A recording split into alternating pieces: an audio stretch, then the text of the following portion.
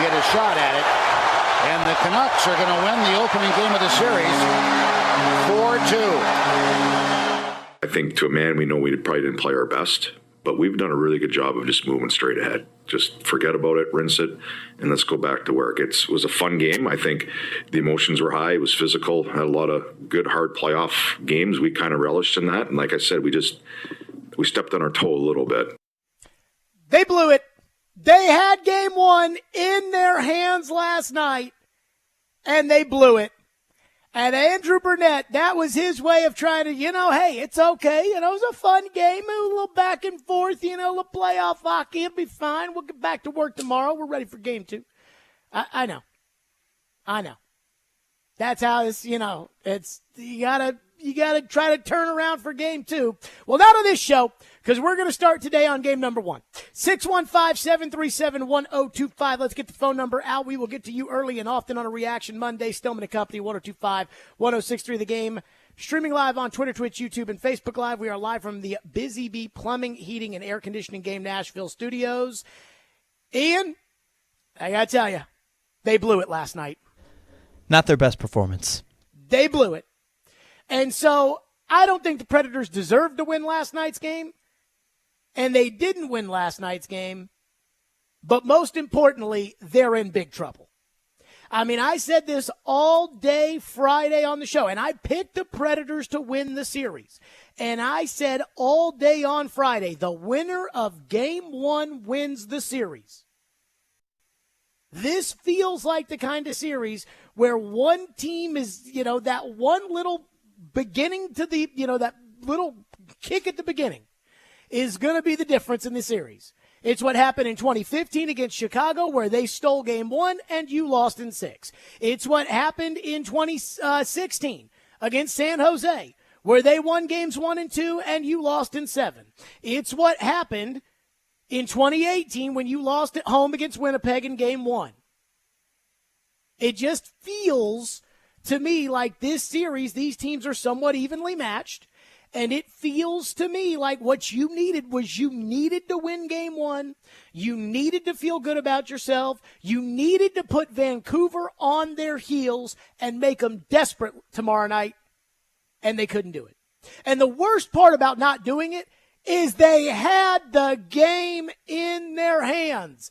They went to the power play up 2-1 in the third period. And I said at that time, I said, next goal wins. And not only did they lose, but it's one thing when you lose and the other team goes out there and they just beat you. They just play better than you. They just play tougher than you.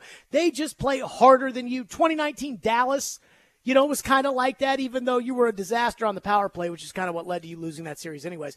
But that's one thing. But it is another thing when you give up a goal because the goalie's not paying attention, which is what happened at the beginning of the second period last night. I mean, the only way UC Saros could not have seen that puck is if UC Saros was not paying attention to that puck. That's $5 million goalie, folks. You can't win playoff games doing that. And then Lazan and Carrier, who I thought had played great last night for the first 2 periods, and to be honest with you, I was a little worried about them going into the playoff series because I thought they both kind of sucked going into the season. And then Andrew Brunette comes in as coach, and they both had great seasons, and they played great through the first 2 periods, and then they completely blew the game on that third goal. And because you gave away 2 easy goals, 2 goals you never, ever, ever should give the opponent, you lose. You will not win playoff games giving goals away to opponents, and you know it. And they had it. And again, I think they're in big trouble. So I'm going to cut this into 2 halves. The good news and the bad news. Ian, where do you want to start? The good news or the bad news? Always start with the good news. The good news. If they take game 2 tomorrow night, then it in theory doesn't matter. Now, we can complain about if they were up 2-0 in the series going back to Bridgestone Arena. Game 3 or 4 could be a kill shot, but it is what it is. If you take game 2 tomorrow night, it doesn't matter. You're tied going back to Bridgestone Arena. And clearly, if last night proved anything, because the Predators stunk last night. I heard the midday show today talking about, did they play well last night? The answer is no.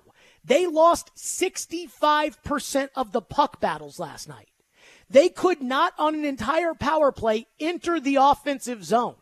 They were awful last night. Forsberg, Josi.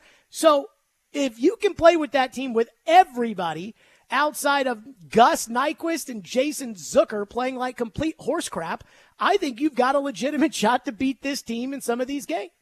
If that had been Edmonton on the ice last night, they'd have lost 8-3. So that's good news. You take game 2 tomorrow, you bring it back to Bridgestone Arena with a chance to take the 2 games and take a 3-1 lead. That is the good news. Here's bad news. Number 1, your top guys, Josi, Forsberg, Saros, and I'm going to throw McDonough into this because he played for their team last night. They were all terrible. To the standards with which we hold them, they were all awful. The goalie, I think Vingan texted me. He's going to be on later today. Vingan texted me and said that Saros allowed 1.6 goals above expected, which means that in a game that you really lost by 1 goal, he gave up 1.6 extra goals. You lose. Can you remember anything Josi did last night? And Philip Forsberg looked like a run-of-the-mill second liner last night. And then don't even get me started on McDonough. I thought he was playing for their team last night. I mean, some of these passes, they're sitting there trying to pass the puck, send it back, and he's sending it back to nobody, and now Saros has to come out and play it. They get a change, and I just thought McDonough was horrendous. For a guy who is a quote-unquote serial winner, I thought he was awful.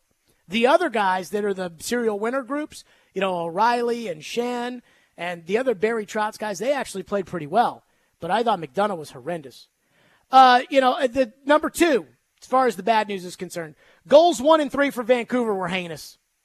I mean, again, the first one, Saros' head must not have been in the game. There's no other way around it. I heard some people on Twitter last night, well, it deflected off of Yosi's stick from like 15 feet in front of the net, and Saros is staring at it the whole time. That has to be a save. Like, that has to be a save if that Scarbini goalie they called up from Atlanta, which I didn't even know was a minor league affiliate of the Predators, is in the game. He's got to make that save, much less UC Saros. And then on the third goal, Carrier completely panicked. And you can't have that. Now, I don't care if you're a good regular season player this year. You panic in the third period of a playoff game, you're no good to me. Number 3. They cannot stop this JT Miller. I mean, I always talk about feeling guys in the game, right? When it comes to the NFL draft, for instance, it's like, okay, if I'm going to take this pass rusher with the 4th pick, like, do I feel him in the game at all times? Well, last night, the 2 guys I felt for Vancouver were JT Miller and Tyler Myers. I didn't really feel much of Quinn Hughes. I didn't feel much of Brock Besser. I didn't feel much of Elias Pettersson. But, boy, I felt JT Miller. That guy, JT Miller, they got matched up on McCarron, and he ate him for lunch. I mean, he dominated last night. Where's your JT Miller?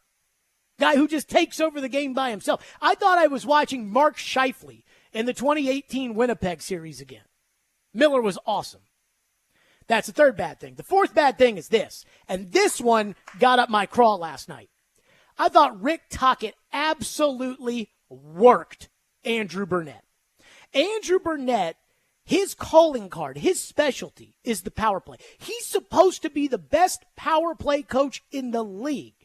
And in the middle of the second period, after the Predators had the puck in the offensive zone for, I want to say, like a minute and 40 seconds on the power play, Rick Tocchet and crew, again, in the middle of the period, it wasn't like they went to intermission and said, okay, when they go on the power play, here's what we're going to do. In the middle of the period, they adjusted, and they just decided to clog the zone, and you weren't allowed to get in. They just didn't let you get through the neutral zone. And it shouldn't be that simple. Not if you've got the power play guru coaching your team. Now, look, Tocchet got to control the matchup, so some of these things, are going to look good on his end, right? Like Miller versus McCarron, and you won't have that at Bridgestone Arena. But again, I'm asking everybody to do their part. This is the playoffs. And Andrew Brunette, if Rick Tocchet's going to make that adjustment on the power play, Andrew Brunette being the power play savant that he is has to come with a counter to it. Because I believe that was the third power play, which was the second one in the second period. The first power play they had in the second period, they put the puck in the Vancouver zone the entire time, and that's when Tocchet and crew changed it up. Well, then by the third period, Brunette's got to have the adjustment to the adjustment, and you go on the power play up 2-1, that's the game. You score, it's over. And they didn't do anything. I'm worried about the Predators' size because I see too many forwards. You know, some guys have size like McCarron, but they don't have the speed or the skill to play with a guy like J.T. Miller. Tommy Novak, who I was worried to death about in this series. I said it on Robbie and Rex Road Friday. I said, I'm worried about Tommy Novak because I don't know, with the size of Vancouver, especially on defense. I mean, they got some ogres out there. Like, I'm not sure that I just didn't think that Tommy Novak would be able to be effective offensively, and for the most part, he wasn't last night. And I think Novak's going to be a problem at his own end because he's kind of always a problem at his own end, but where they get to pick the matchups on the road, I worry about it. And so some of these bottom six guys, like, I'm worried about them playing tougher competition where the other team's coach gets to dictate the matchups. And I'm worried about the fact, the last final nugget of bad news is Barry Trotz said on our show a couple weeks ago, hey, if you get matched up with one of these Canadian teams, i.e. Vancouver, wink, then all the pressure's on them. There's not going to be any pressure on the Predators. All the pressure will be on Vancouver. Last night, you tell me which team looked like they were playing with more pressure on their shoulders. The team that was skating up and down the ice, that controlled the puck for pretty much the entire third period? Or the team that gave up a goal that shouldn't have happened, but it did, and then 12 seconds later had their third and fourth defensemen crap right down their pants and set up a shot, a slot opportunity right in front of the net. There's nothing Saros can do about it because Lauzon and Carrier completely panicked. You tell me who's feeling more pressure.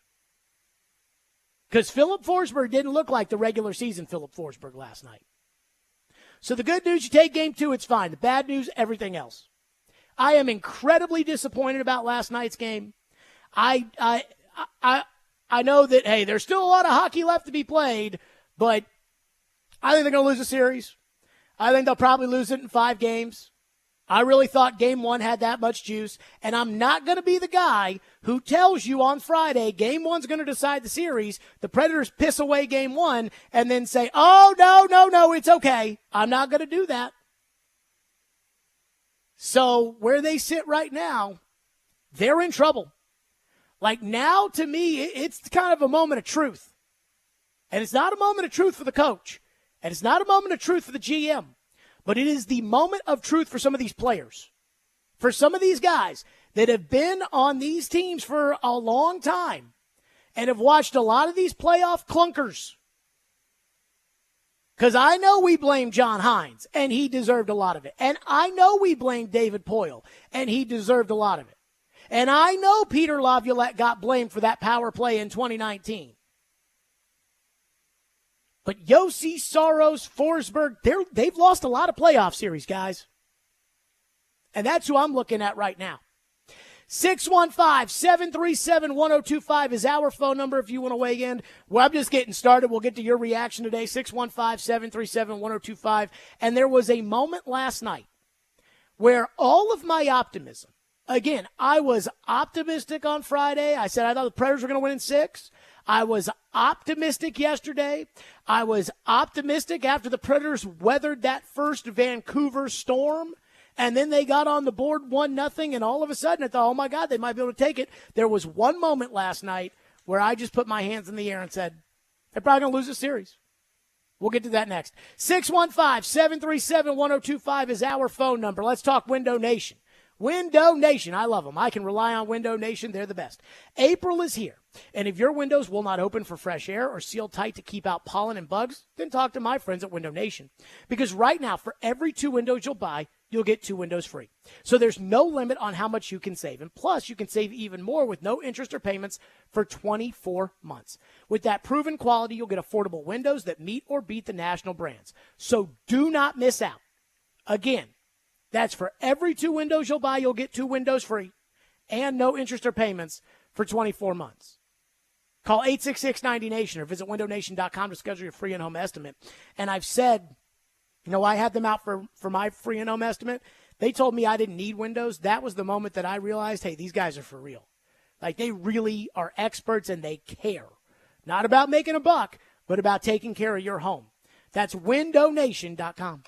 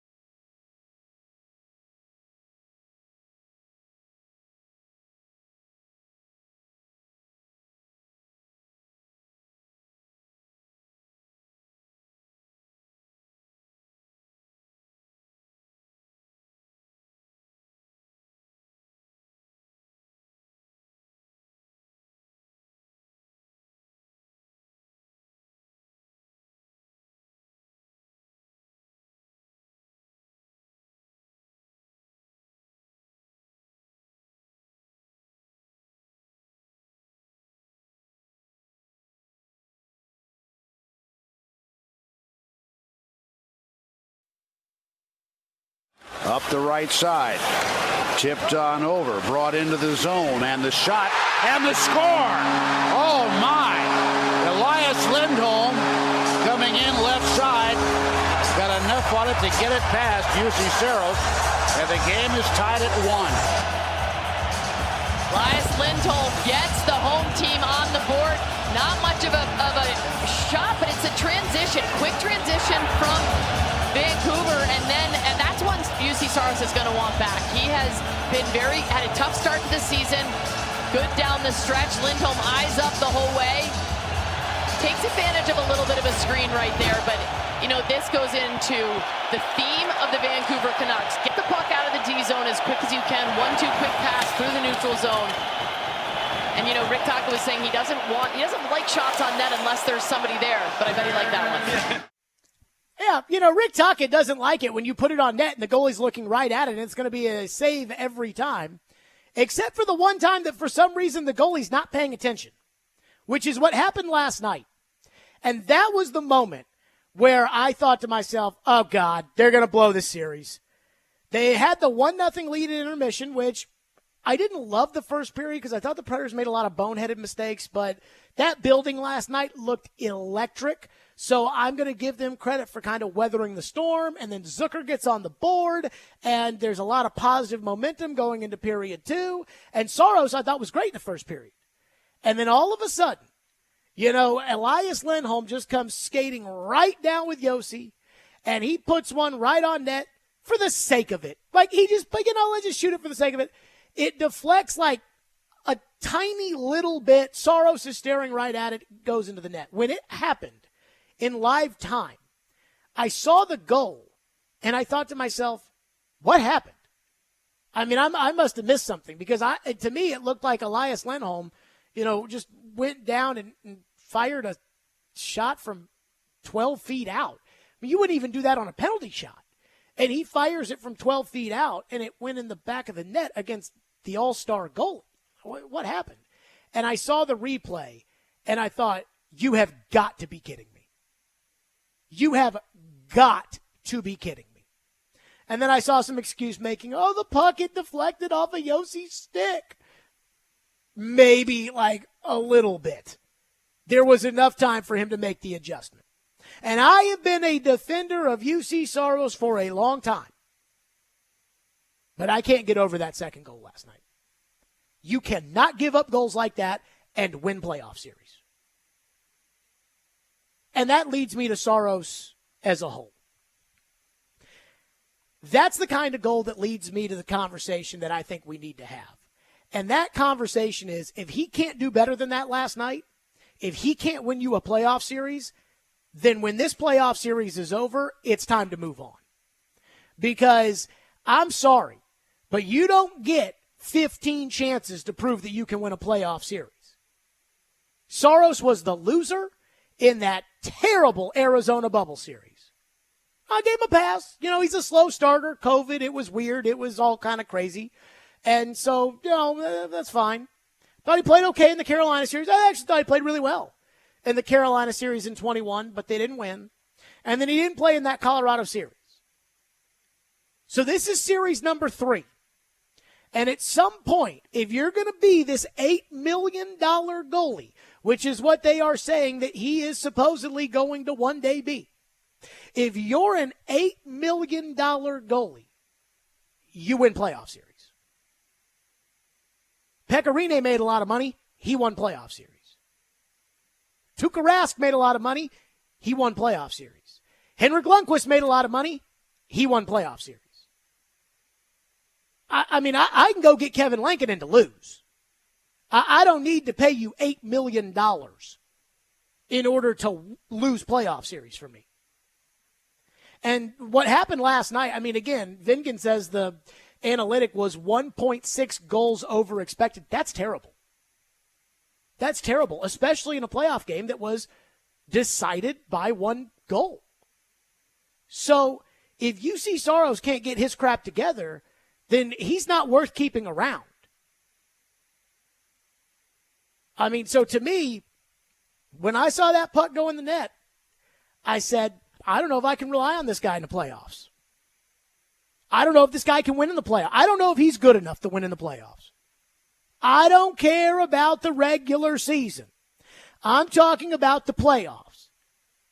You don't get to lose to that terrible Arizona team in that terrible bubble series, in which I think John Hines flubbed. I thought he should have gone to Rene after Saros had lost game 3 in that series, and I even asked Hines about it on Zoom after the series was over, and Hines was pissed. But if you can't win in the playoffs, you're no good to me. I'm sorry. Win as many regular season games as you want. Give you a regular season trophy. But I'm not interested in that. And if you can't get your head in the game, which I think is what happened coming out of the break into the second period, if you can't get your head in the game and make an easy save, then just go to the draft in Vegas and get a first-round pick for him and move on. And it won't be the haul that everybody wanted for Saros and everything else. But again, it's like the old Branch Rickey line. I can lose without you, too. If you're not helping me win, you're no good to me. And that moment last night was the moment where I was like, oh, God, here we go. Because that's just inexcusable. And what was it AJ said on the goal right there? Well, there was a little bit of a screen. No, it wasn't. A screen is what happened on the second Vancouver goal, which I don't blame Saros for, and I don't really blame Saros for the third goal. He could have saved the second goal. He had no shot on the third one. But you can't give up those softies and expect to win playoff games. And you can't give up softies and lose games and expect to win playoff series. I mean, at some point, if you're an elite goalie, you have to steal a series, much less a game. And in this case, he didn't even have to steal the game. He just had to play competent in net. And he did not. So if Saros can't get it together and it's going to be what it was last night, then I don't need him anymore. Then trade him at the draft, move on, put Askarov in, and re-sign Lankinen to be the backup, and on you go. Because, what that was last night was disgraceful. And I'll say this. If he gives me another craptabulous performance tomorrow night, I may make the move to Lankinen for Game 3.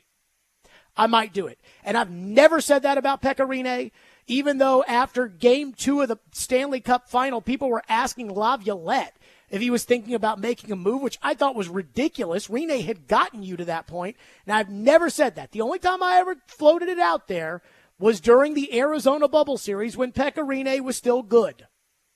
I never thought they should put Pekka Rinne in the Carolina series. The Colorado series, the whole goalie situation was a mess anyways. But if he plays the way that he played, because Kevin Lankinen was too good this regular season. And again, it's not about regular season wins. I get it. But if Saros is going to have the same performance that he had the other night, if he's going to have that tomorrow night, I'd think about it. 615-737-1025. We'll get to some of your phones. 615-737-1025. Plus, the fact that goal wasn't the most inexcusable moment of the game last night is somewhat telling.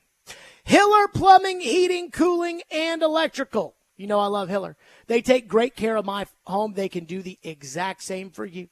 Hiller is cheering on the Preds in Game 2. They are rooting hard. They are very excited. So I will just say this because they're proud supporters of the Preds. Save and smile this month with Hiller, where from now until April 30th, you can take advantage of big savings on home systems, like enjoying $1,500 off select new HVAC systems, whole home water filtration and descalers, or select new whole home generators. If you've been waiting for the right time to upgrade or replace your systems, now is the time. Visit happyhiller.com for the details. That's Hiller Plumbing, Heating, Cooling, and Electrical, proud supporters of the Preds, the Vols, and Vandy. Hiller. Call the Happy Face Truck today.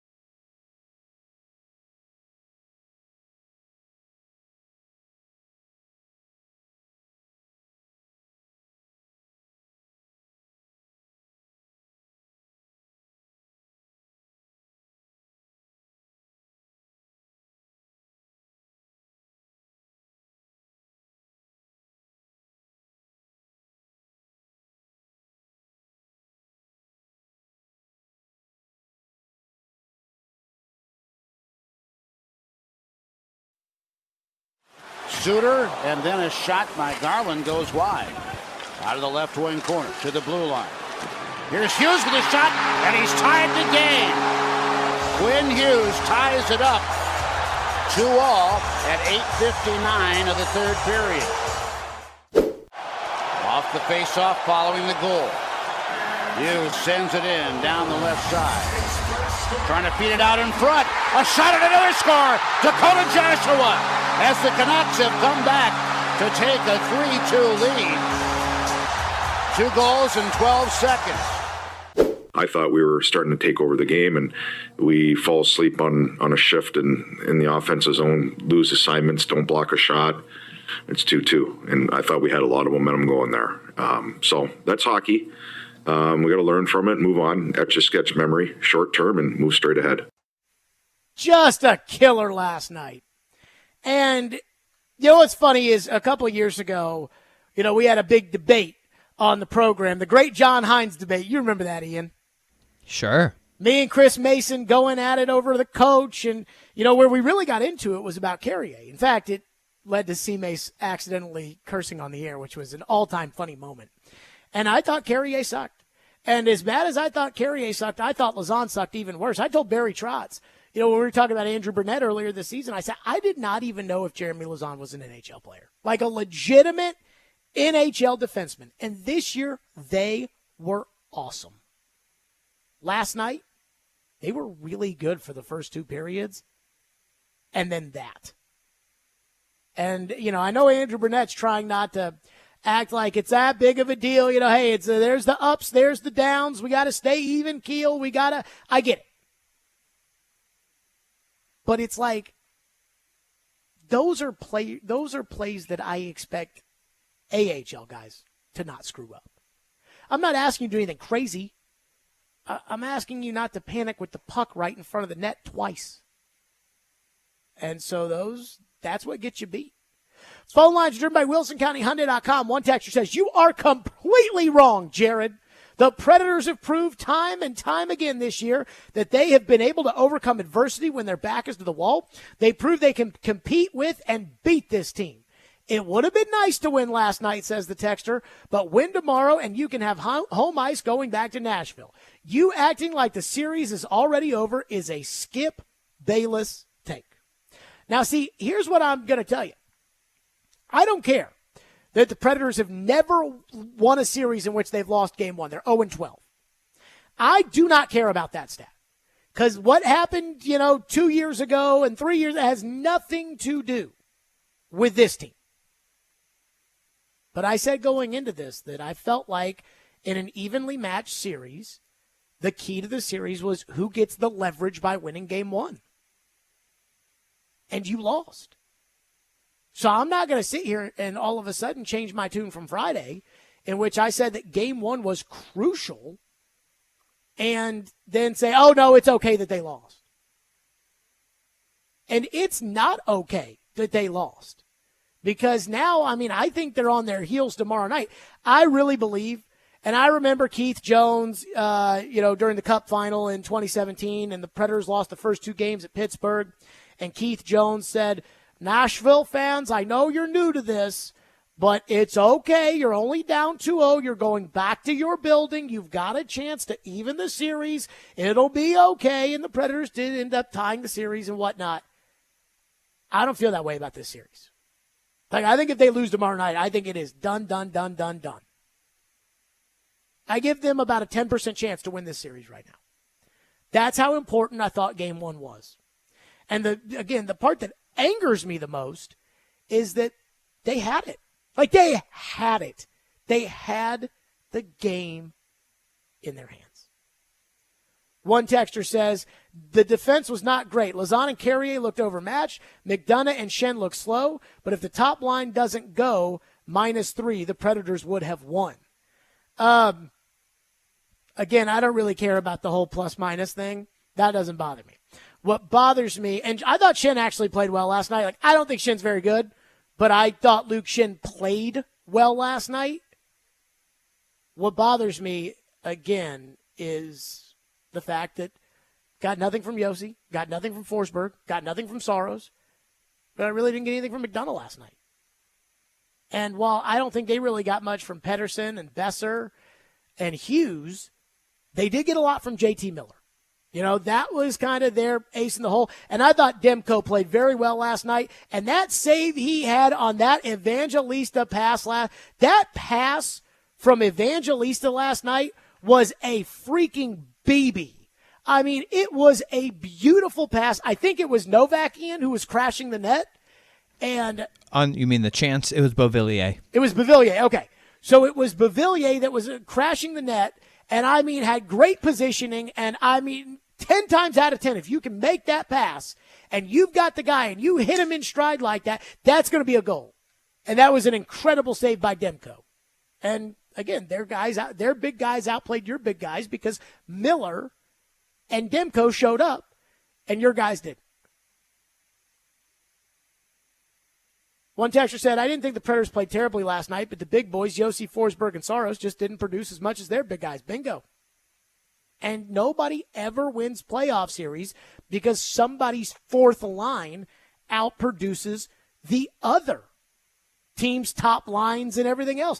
You can't go into this playoff series and expect Kiefer Sherwood to outscore Elias Pettersson. This is why Roman Josi makes all that money and why Philip Forsberg makes all that money. This is why. When we talk about how, if you want UC Saros, it'll cost you 2 NHL-ready prospects and 2 first-round draft choices. Because these teams want to pick these guys up in order to win in the playoffs. Adam in Portland's been waiting patiently. He's up next here on the program. Thank you for calling. Thank you for waiting. Go ahead, Adam. Yeah, I disagree with the person who said the Preds have proven time and again. I think what the Preds have proven is that they are streaky. They are a streaky team. So I don't think we necessarily finished the regular season strong. And being able to jump up on them, while that's good, they didn't – I mean, we look like a team that was not as deep as Vancouver. So, and when you do that, if you're not paying attention the entire time, the entire game, you end up giving up easy opportunities, kind of like how they did against Dallas, right before Christmas. And it's the same thing. So I completely disagree that we've proven resiliency. I think we could absolutely win 4 in a row against them, but we could also get swept. And I don't feel real good about the team right now in this series. If I'm being perfectly honest, I feel like you needed to start momentum the right way, and you didn't do that. Okay. So that I agree with. I agree that they needed the momentum of game 1. Adam, thank you for your call. I agree that they needed the momentum of game 1. The other stuff about how they finished the season and all that, I don't care about that. Just like I don't care that, we hadn't played since Monday. I don't care about that. Just like I don't care about the fact that they're 0-12 all time when losing the first game. I don't care about that. But I do care about taking control of the series in game 1. And they didn't do it. And the most disappointing part is that they had it. Like, they had the game. They're in the third period, up 2-1, going on the power play with the best power play coach in the league. And they blew it. Jim says, you're an idiot if you think an 80-mile-per-hour slap shot from 12 feet that's tipped should always be stopped. Well, then I guess A.J. Malesko's an idiot because on the TV broadcast, she said the exact same thing I said, which is that shot needs to be stopped. If you're an elite goalie, you stop that. And again, I just hate the excuse making when an excuse is not valid. Adam brought up in his call. He talked about how, I just don't think that they match up well, or have the depth or whatever it may be that he said. And I think we have to remember that they control the matchups in Vancouver. So JT Miller's going to go crazy because he's going to be matched up against Michael McCarron, and that's Rick Tockett's choice. Well, at Bridgestone Arena, he's probably going to match JT Miller up against Colton Sissons. And so at that point, it's going to be a lot more difficult for JT Miller to have the kind of performance he had. And then you get to pick who Philip Forsberg goes out against. So we need to keep that in mind. But stop making excuses where excuses don't need to be made. There does not need to be an excuse for why that puck didn't get saved. That puck has to get saved. There's not an excuse, in my opinion, for what happened with Carrier and Lazan in the third period. One texter says it happens every year. The bottom six score more goals than the top guys. Forsberg was completely silent last night, and Ryan O'Reilly was the only guy who was stepping up. I don't think that it's like I thought Luke Shin played well last night. I thought especially on some of these penalty kills, one of them, I think it was Carrier went to the box, and so Shin pretty much had to play, I want to say like maybe 2 shifts on a penalty kill, and he cleared the puck twice. And I thought Shin, again, for the standard with which I expect Luke Shin to play, I thought Luke Shin played well. Well, remember, Luke Shin is one of the serial winners that Barry Trotz brought in. Just like Ryan O'Reilly is one of the serial winners that Barry Trotz brought in. And I'm not accusing anybody of anything by saying this, but if those guys are serial winners because they always win, well, what's that make Forsberg and Yossi and Saros and the guys who haven't won a playoff series since 2018 when they beat the Punch and Judy Avs? 615-737-1025. More of your phones. 615-737-1025. There's one stat from last night. One analytic that I can't get over from last night. And we'll get to that coming up next. 615-737-1025 and your phones here, as today will be the day that we complain about Game 1. Tomorrow will be the day that we turn our attention to Game 2. I think that's fair. 615-737-1025. Because don't they call that, Ian? Don't they call that the 24-hour rule? Something like that, yep. Well, we're still within 24 hours of puck drop last night. FanDuel Sportsbook, that's my official sportsbook app. The road to the NBA Finals starts now. And new customers on FanDuel can go on their own playoff run with $150. Just place any $5 bet, and you'll get $150 in bonus bets, win or lose, to use during the NBA playoffs. You can pick 3-pointers made in a game. You can go with over-under point totals, first basket score, and more. Boy, some of these first-round series are just brutal. Like the Boston-Miami series without Jimmy Butler. Woof. Just go to FanDuel.com/JGM to get started. Again, that's FanDuel.com/JGM. And FanDuel is my official sportsbook bet and an official sports betting partner of the NBA. 21 and over in present Tennessee. First online real money wager. Only $10 first deposit required. Bonus issue is non-withdrawable bonus bets that expire 7 days after receipt. See terms at sportsbook.fanduel.com. Gambling problem? Call Tennessee Redline at 1-800-889-9789.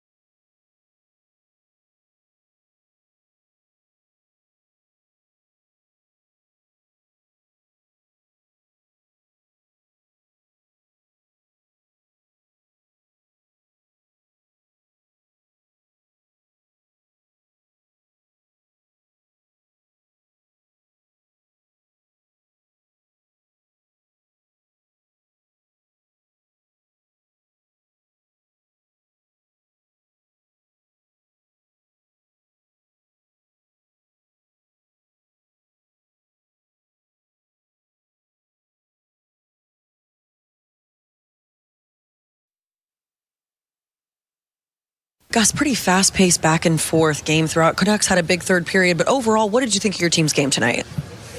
I thought it was a tight game. I thought probably both teams did enough good things to win the game, and obviously a little disappointed when we had the lead in the third to not close it out. It's usually we're able to do that, but it's hockey. We haven't played hockey for a little while here. You know, it's been a week since we played, and it's gonna be a long series. It's two good teams going at it. So yeah. Gus Nyquist, well, we didn't play hockey for an entire week. So, you got to give us that. Sorry. It doesn't matter. Now, I'm not going to be mad about what was said after the game last night by the coach or what was said by Gus Nyquist, because I'm not sure they completely believe that. But, again, you got to turn your attention over to game 2. I've always talked about how, sports culture, if you grow up playing sports or in a sports environment, sports culture teaches us to never feel sorry for ourselves. Feeling sorry for yourself isn't going to unthrow that interception. Now, sometimes I think where the line gets blurred is that in real life, you should be allowed to feel sorry for yourself and grieve when bad things happen. But sports, it's not going to do any good for the Predators to sit there and be like, man, we blew that game last night, so I give them credit. But there was one stat last night. Adam Vingan sent me the analytics because I saw on the TV broadcast on Bally's last night after the game was over, it said the Predators out grade A chanced Vancouver 4-0. And I'm like, I don't think that's right. They scored right in front of the net. If that wasn't a grade A chance, I'm talking about that third goal. If that's not a grade A chance, I don't know what is a grade A chance. And so Vingan sent me kind of the, I think this is Logic with a Q. So he sent me the analytic report after the game last night. And for the most part, there were a lot of things that were even, right? I was shocked by this stat. The Predators were in the offensive zone 22 minutes and 37 seconds last night. Vancouver 23:49. That's not a big difference. Which it felt to me like Vancouver had the puck the entire game. Shots, Nashville 22, Vancouver 21. Slot shots on net, Vancouver 10, Nashville 9. High danger scoring chances, Vancouver 8, Nashville 7. But here are the two stats that killed you. Number 1, puck battle win percentage. Vancouver 65.5% to 34.5% for the Predators. You are not going to win in the playoffs if they win 2 out of every 3 puck battles. And that's what happened last night. Now, some of this is going to happen because when they're at home, they get to control the matchup. And so Tommy Novak is going to be out there against guys who are going to rough them up. That's just how it's going to be. But you can't lose 2 out of every 3 puck battles. The other thing, odd man rushes, Vancouver 5, Nashville 1. That's the difference in the game. Let's go back to your phone, 615-737-1025. Paul says, after the O'Reilly goal, the power play was pitiful. Letting Vancouver kill that many penalties really felt like the catalyst for the momentum shift. Also, was it just me, or was half the team falling inexplicably or whiffing on passes for no other reason than playoff nerves? I saw a lot of dudes hitting the ice last night. Led, I thought, by Novak. I was worried about Tommy Novak playing in this series. And clearly Andrew Brunette was too, because Mace and Willie were talking about it on the broadcast, on the postgame show, and they were talking about 10 minutes of ice time for Tommy Novak. And I think it was A.J. Malesko said on the ESPN broadcast that the Predators looked gassed. And I'm thinking to myself, you had a week off. How are you gassed? Well, play Tommy Novak 10 minutes, and then everybody else has to play more. And that right there is kind of an issue. And those are the things, again, that those things cannot happen if you want to win playoff games. So I don't know why they kept falling on the ice last night, but they did. I will give Gus Nyquist credit because Gus Nyquist, his skate broke, and somehow, some way, he was able to finish the shift and then get off. Now, the thing I didn't like, and this bothered me last night because I think the Predators have proven throughout the course of the year that they're an intelligent team. And I thought they did too many stupid things last night. I thought Colton Sissons cross-checking the guy in the corner at the beginning of the game was stupid. I thought Cole Smith at one point lost his stick and was chasing after somebody into the O-zone. And instead of going and grabbing a stick, he just tries to check the guy like with his body. And I'm like, why? Just get a stick. It's not like you have to go across the ice in order to do it. You're headed that way. Just grab one and then check the guy. And so that bothered me. So a lot of people have texted in about how the Predators have lost to Vancouver every game this season. I mean, I don't think that they've played Vancouver in 2024 until last night. That doesn't bother me. Like, there's a lot of these stats that people are, see, we're a bad matchup for Vancouver. We didn't beat them in the regular season, and that means we can't beat them in the playoffs. No, you didn't beat them in the playoffs last night because you pissed the game away. That's your fault. That has nothing to do with them. That has nothing to do with the matchup. I mean, this guy, Joshua, I mean, he does not pass the Jared Stillman test of good. Which, Ian, you know what that is. Yeah, never heard of him. I've never heard of this guy. Have you heard of him? I mean, I'm sure you have. You play fantasy hockey, but I mean, a little bit, yeah. This line, they had been talking about this line, but this is a career year for him. For Joshua? Yeah. Never heard of this guy before. And he went out there and looked like Sidney Crosby. One texter says, I think we're all prisoners of the moment. When you get swept in the regular season by the Canucks, why would we expect them to win the series?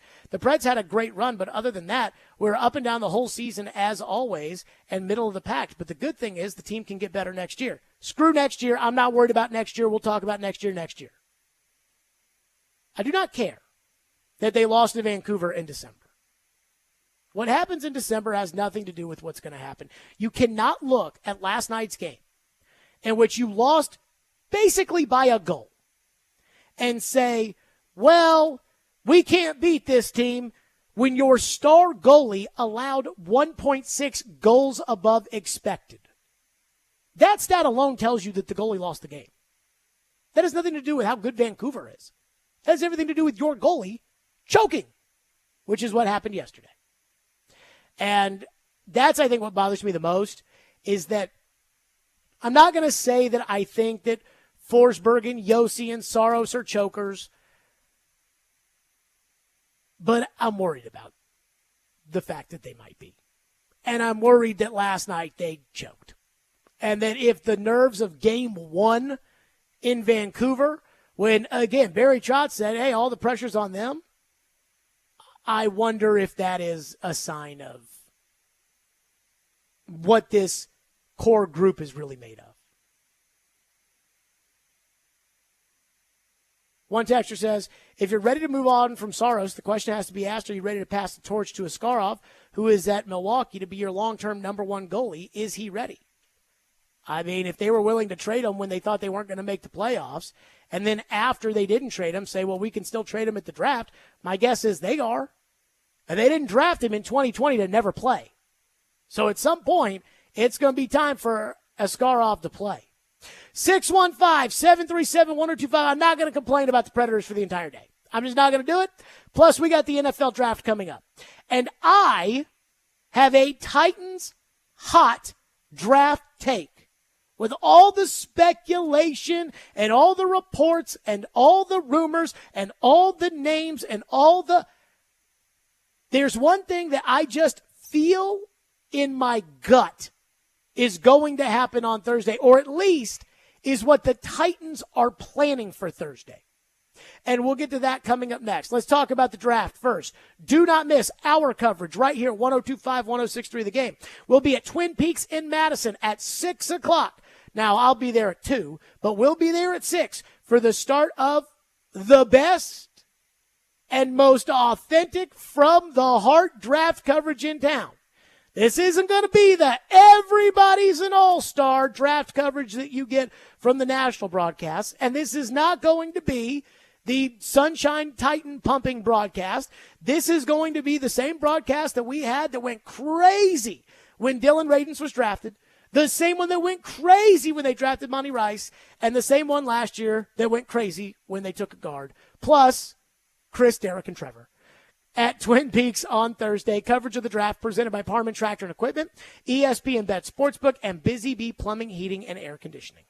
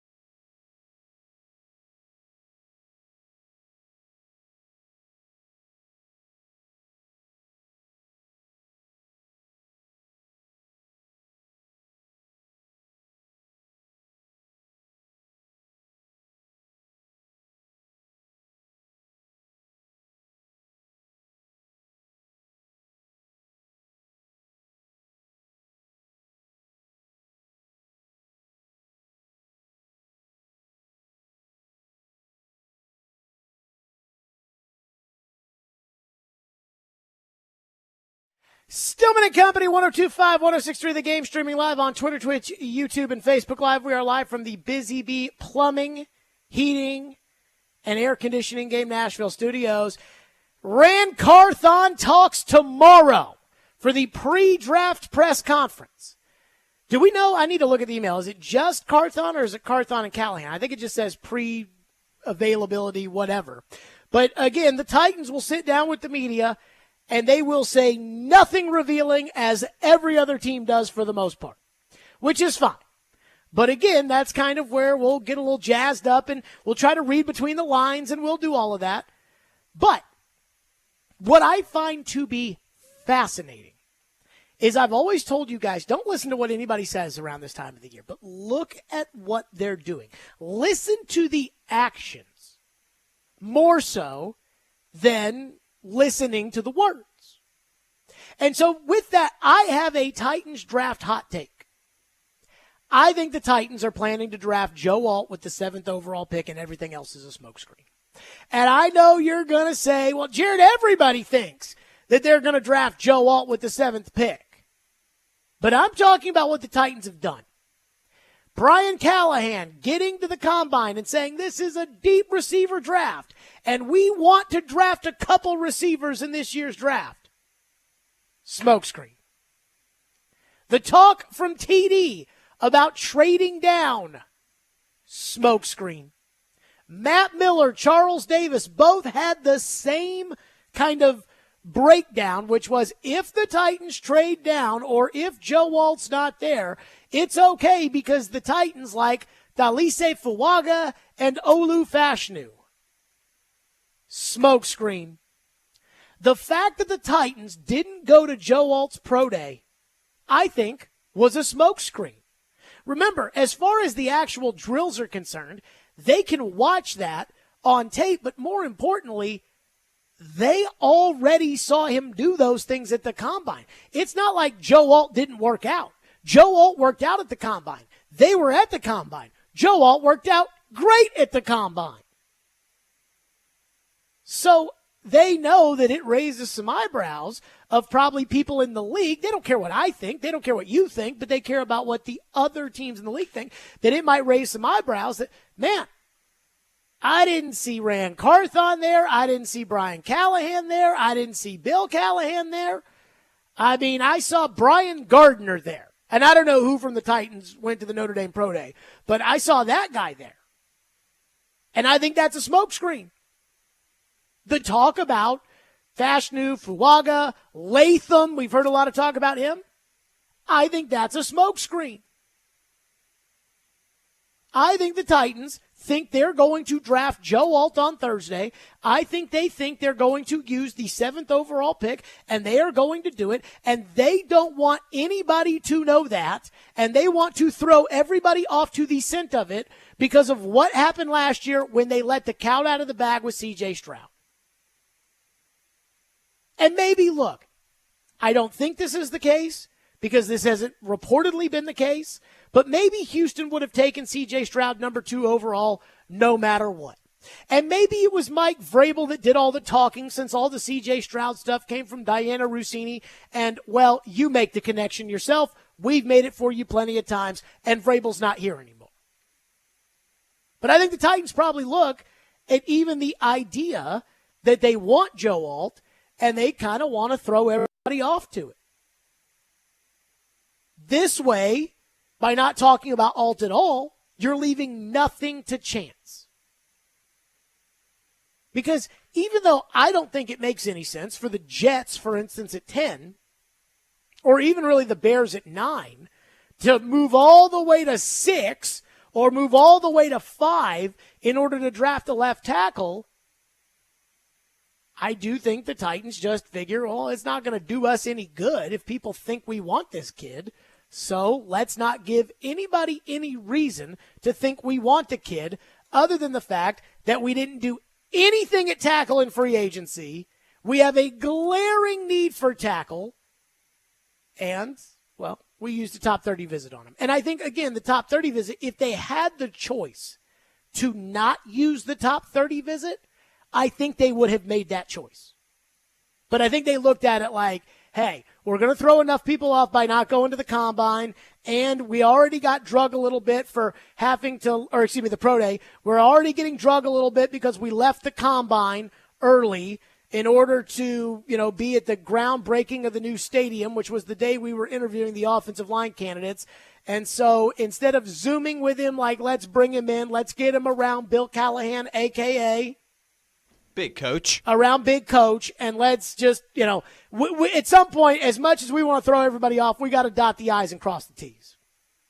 And so, again, I don't have any inside info on this. I don't have any, there's no scoop, there's no smoke that I'm hearing or anything. I'm just convinced that the Titans this year, they learned their lesson last year. They fell in love with somebody. They wanted to make a move. Somebody ran their mouths. Now, it could have been Arizona, but again, considering that it was Diana Rossini, it was probably you. Somebody ran their mouths last year, and it ended up with the Houston Texans getting the player that you wanted. So, I got to believe that as far as the Titans are concerned, I think they want Alton. They're just not telling anybody. And they're going to try to do everything in their power to make you think that they don't want Joe Alt. Because they're sitting there right now saying, well, quarterbacks have to go with the first 3 picks. Arizona has 2 tackles. The Chargers have 2 tackles. The Giants have 3 tackles. And so none of the teams in front of us look like they're going to take Joe Alt. But we don't want anybody to get an idea of, we really got to jump the Titans. So what do? We convince them, actually, we're kind of looking to jump. We're looking to move back. Because they really want to stick at 7 and pick him. Now, that doesn't mean that, that's the only thing that they want to do. Crazy things happen in these drafts. And if Caleb Williams is available, now that changes the conversation. But as it stands now, where it is likely that when the Titans will be picking, Caleb Williams, Marvin Harrison Jr., Malik Neighbors, Drake May, Jaden Daniels will all be off the board before the 7th pick. I think they think they're taking Joe Alt, and they just don't want anybody to know it. And I'll give them credit if that's in fact what happens, because it will show that they learned from their mistakes last year. And whether their mistake last year was Vrabel running his mouth and so they fired him, or whether it was Rand or whoever that, again, let the cat out of the bag, well, they learn from their mistake if they don't do it this year. Because we hear little tidbits here and there, but we haven't really heard a whole lot. And anything I think we have heard, again, I think that might just be a little smokescreen. 615-737-1025 is our phone number if you want to weigh in, 615-737-1025. We have a new feature that we are unveiling on the program for the first time ever. We're going to do it all this week. And this will be the first time that we do this. Ian knows what I'm talking about. You all don't. But Ian, are you excited? Very. Okay. We will do that next. Let's talk about the Tennessee Men's Clinic. You've put this off for way too long, and it's time to get it done and move forward with your sex life. And the Tennessee Men's Clinic is the leader in bedroom confidence. The reality is that pills often quit working, and guys start making excuses for why they're not coming to bed. Did you know that studies show that men will be more irritable and argumentative before bed just to avoid failing at intimacy? And yes, I know many of you hate going to the doctor, but the Tennessee Men's Clinic was created in 2014 to take care of guys just like you. For a decade, the urologists and providers at the Tennessee Men's Clinic have helped guys with ED and weight loss, and they even offer aesthetic enhancements and cosmetic procedures as well. Their ED weight loss treatments truly change lives, and with no surgery, they're seeing success rates as high as 90%. They specialize in seeing guys who think they're out of luck regain hope that they can be successful in the bedroom and beyond. They even offer same or next day appointments. So call 615-208-9090 to schedule an appointment today. That's 615-208-9090 or go to TennesseeMen'sClinic.com to book an appointment. That's TennesseeMen'sClinic.com.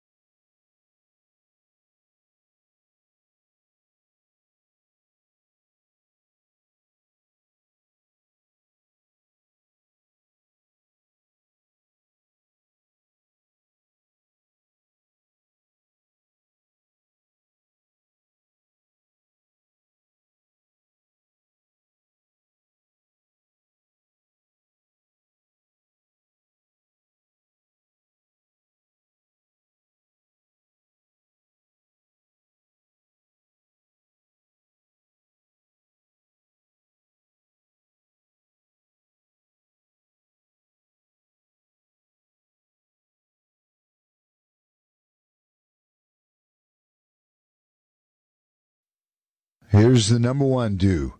Make all the decisions before draft day. Now, technically, that's going to be impossible, but you want to go through and decide, have all of your mock drafts drawn up, have your top 150 all aligned the way you want. So if there's a dispute as to who's a better player between John Jones and Bill Smith, you can look up there on your board and see how you've rated them, and you stick with that. But anything about possible trades, about possible cuts, about anything along those lines, you want those decisions made prior to draft day so that when you go in there, all you're going to worry about are the new things that are going to pop up, and there will be a bunch of those. Okay, that's the old man. May he rest in peace, and these are the days that suck the most without him.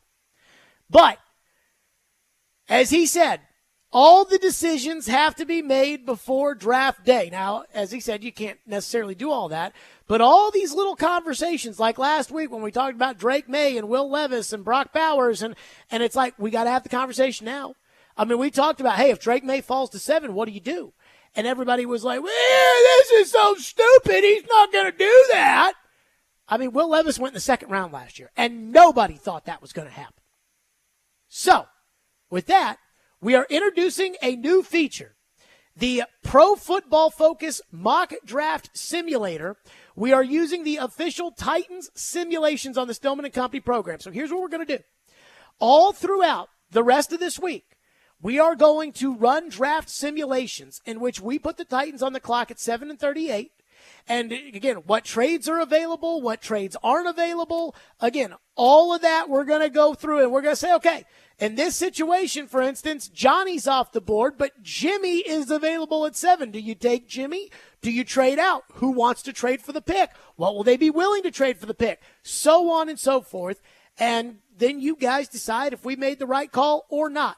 So let's start with the first Stillman & Company mock draft simulation. It's time for a random Jared Stillman mock draft simulation, courtesy of the Pro Football Focus Mock Draft Simulator.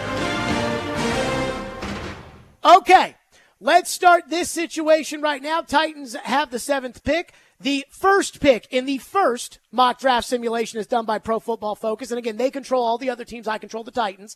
The first pick in the number 1 mock draft simulation with Chicago is Caleb Williams. Number 2, Drake May. Number 3, Malik Neighbors to the Patriots. We didn't see that one coming. Who's shocked? Number 4, Roma Dunze to the Arizona Cardinals. Who thought Arizona had Roma Dunze on their board ahead of Marvin Harrison? Not me. But again, I haven't seen Arizona's board. Number 5, Joe Alt to the Chargers. The one thing that I guaranteed wouldn't happen in this mock draft, it happened. Number 6, the Giants. Jaden Daniels out of LSU is the quarterback of the future, which means the Titans are on the clock at 7. And at 7, the elite players that are available to me are Marvin Harrison Jr., Brock Bowers, and Dallas Turner. Again, I've called them the Elite 8. If you want to include Adunze to make it 9, that's fine. But in this case, Adunze's gone. Harrison, Bowers, and Turner. Chicago, Denver, New Orleans, Indy, Seattle, Cincinnati, the Rams, and Pittsburgh all want to trade. You know, normally there's about 2 teams in these things that want to trade. In this case, everybody wants to trade with me at 7. Probably because everybody wants Marvin Harrison Jr.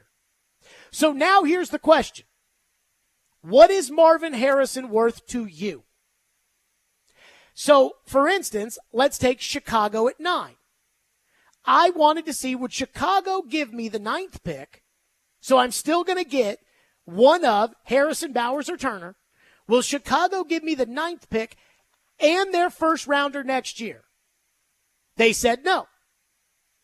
So then, if I wanted to do a deal With Chicago, I could get 9, Carolina's second next year, which they own, and 75, and that gives me a 23% chance of Chicago accepting it. Well, I just don't think that's good enough value as far as Marvin Harrison Jr. is concerned. So, no, Chicago, you don't get it.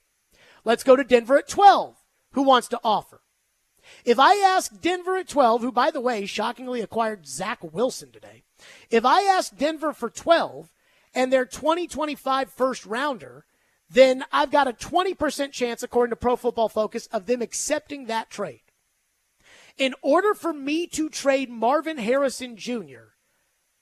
to Denver, I'd need 12, I'd need 76, I'd need their first next year, and I'd need their third. And they won't do that. So, with that being said, the pick is in at 7 for our first simulation. Marvin Harrison Jr. out of Ohio State. And I got to say this. Even though they have the need on the offensive line and everything else, even though they have that need, I don't think we can complain if they end up with Marvin Harrison Jr. on Thursday night. I don't think they're going to end up with him, but again, who knows? That's the point of this. So Marvin Harrison goes to the Titans at 7. So as the mock draft plays out, there is a run on tackles to where I get to 29 with Detroit, and I think about a trade. According to Pro Football Focus, if I offer 38 and 104, which is in the fourth round, 106, which is in the fourth round, for 29 and 164, which is in the fifth round, it gives me a 65% chance of Detroit wanting to make a deal. At this point, the tackles still available on the board, Jordan Morgan, Tyler Guyton, Patrick Paul, Kingsley Suamataia, and Roger Rosengarten are on the board here if I were to make this trade. But I think it might be a little high for Paul, Suamataia, or Rosengarten. Morgan and Guyton, those guys are probably both available. So at that point, I'm like, okay, I've got Marvin Harrison Jr. Do I make the trade up and move from the 4th to the 5th round, or do I keep my pick and try to take a tackle at 38? Or do I see what's available as far as 38 would be concerned? Now, this was the first mock draft simulation I did, and if I could do it again, I probably would trade up to 29 to take a tackle, but I didn't. And so I wait till 38, and at 31, Jordan Morgan goes off the board to San Francisco, and at 36, Tyler Guyton goes off the board to Washington. Oh, and let's not forget, if I make that trade, I get that 5th-year option. So I'm getting an extra contractual year, and all I'm doing is moving from the 4th to the 5th round. In hindsight, I probably should have made that trade. So now I'm on the board at 38. Here's who's available. Keon Coleman is available. Jatavion Sanders, the tight end out of Texas, is available. Chris Braswell, the edge rusher out of Alabama, is available. And Darius Robinson is available, the edge rusher out of Missouri. So do I take one of those players, or do I try to make a trade?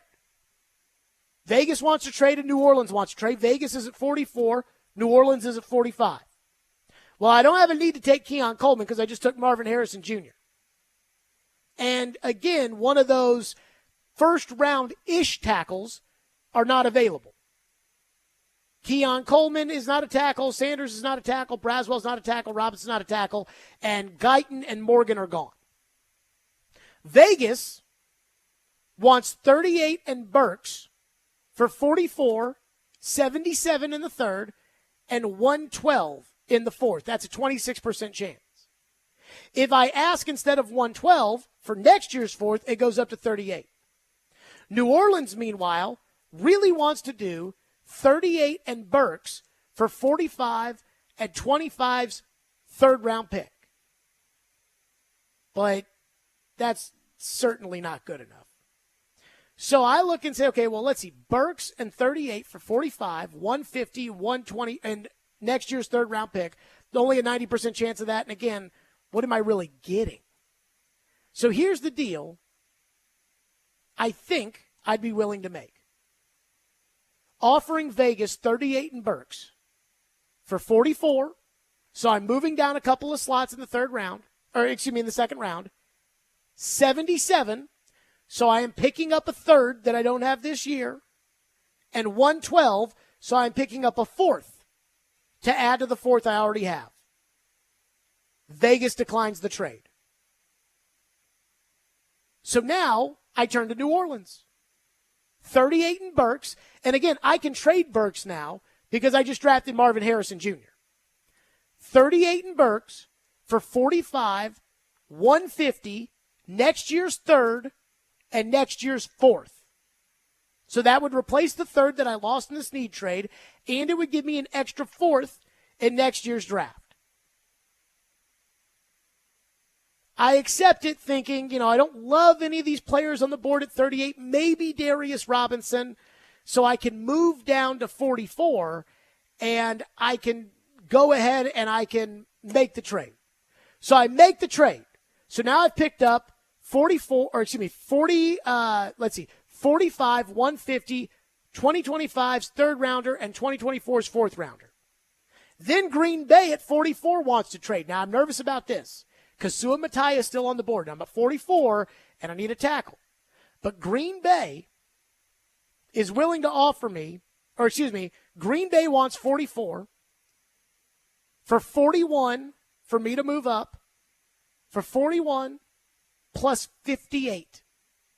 And all I have to give them is 44, 106, 150, and the third and the fourth that I just acquired from New Orleans. So I do it. So now I have two second round picks. I've got 41 and 58. I'm on the board at Tennessee, on the clock at 41. And the pick's in. Jatavion Sanders, the tight end out of Texas at this point, is the highest player on the board.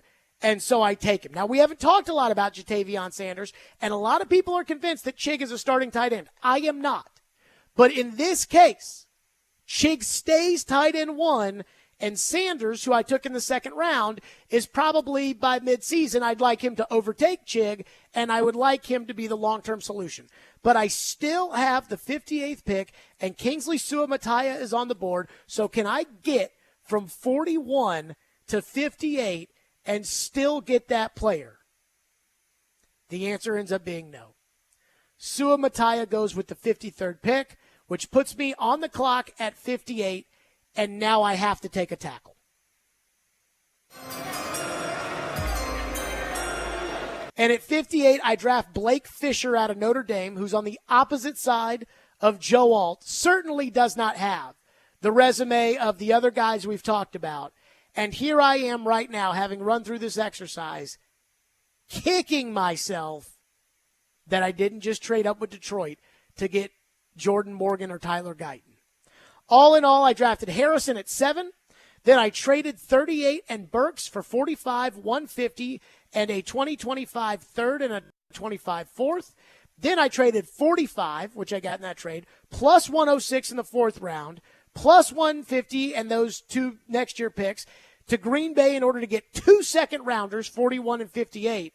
And at 41, I ended up with Jatavion Sanders, and at 58, I ended up with Blake Fisher. And now, by the way, I have to sign Andrews Pete to play left tackle. But that is our first mock draft simulation. As far as the value is concerned, the Titans came into the day with a draft value of $21.56. The value that I acquired in the deals was $23.64, which is a difference of $208, which equals the 76th pick in the draft, which is the third rounder. So I added a third rounder in value to the draft. But I don't love the players I got outside of Marvin Jr. In fact, I think I would have rather made the trade and not taken 2 players in the second round in order to move up into the first round and draft one of the tackles. So that's the first Pro Football Focus mock draft simulation we have. Again, what do you do if Marvin Harrison Jr. is there? Do you take him? Look, if Chicago's not going to give me next year's one to move from 9, I'd just rather have Marvin Harrison Jr.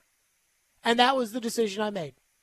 We'll react to that and the Joe Alt stuff and everything else. Throw it on the board. 615-737-1025. If you want to weigh in, that's 615-737-1025. Stillman and Company, 1025, 106.3 The Game.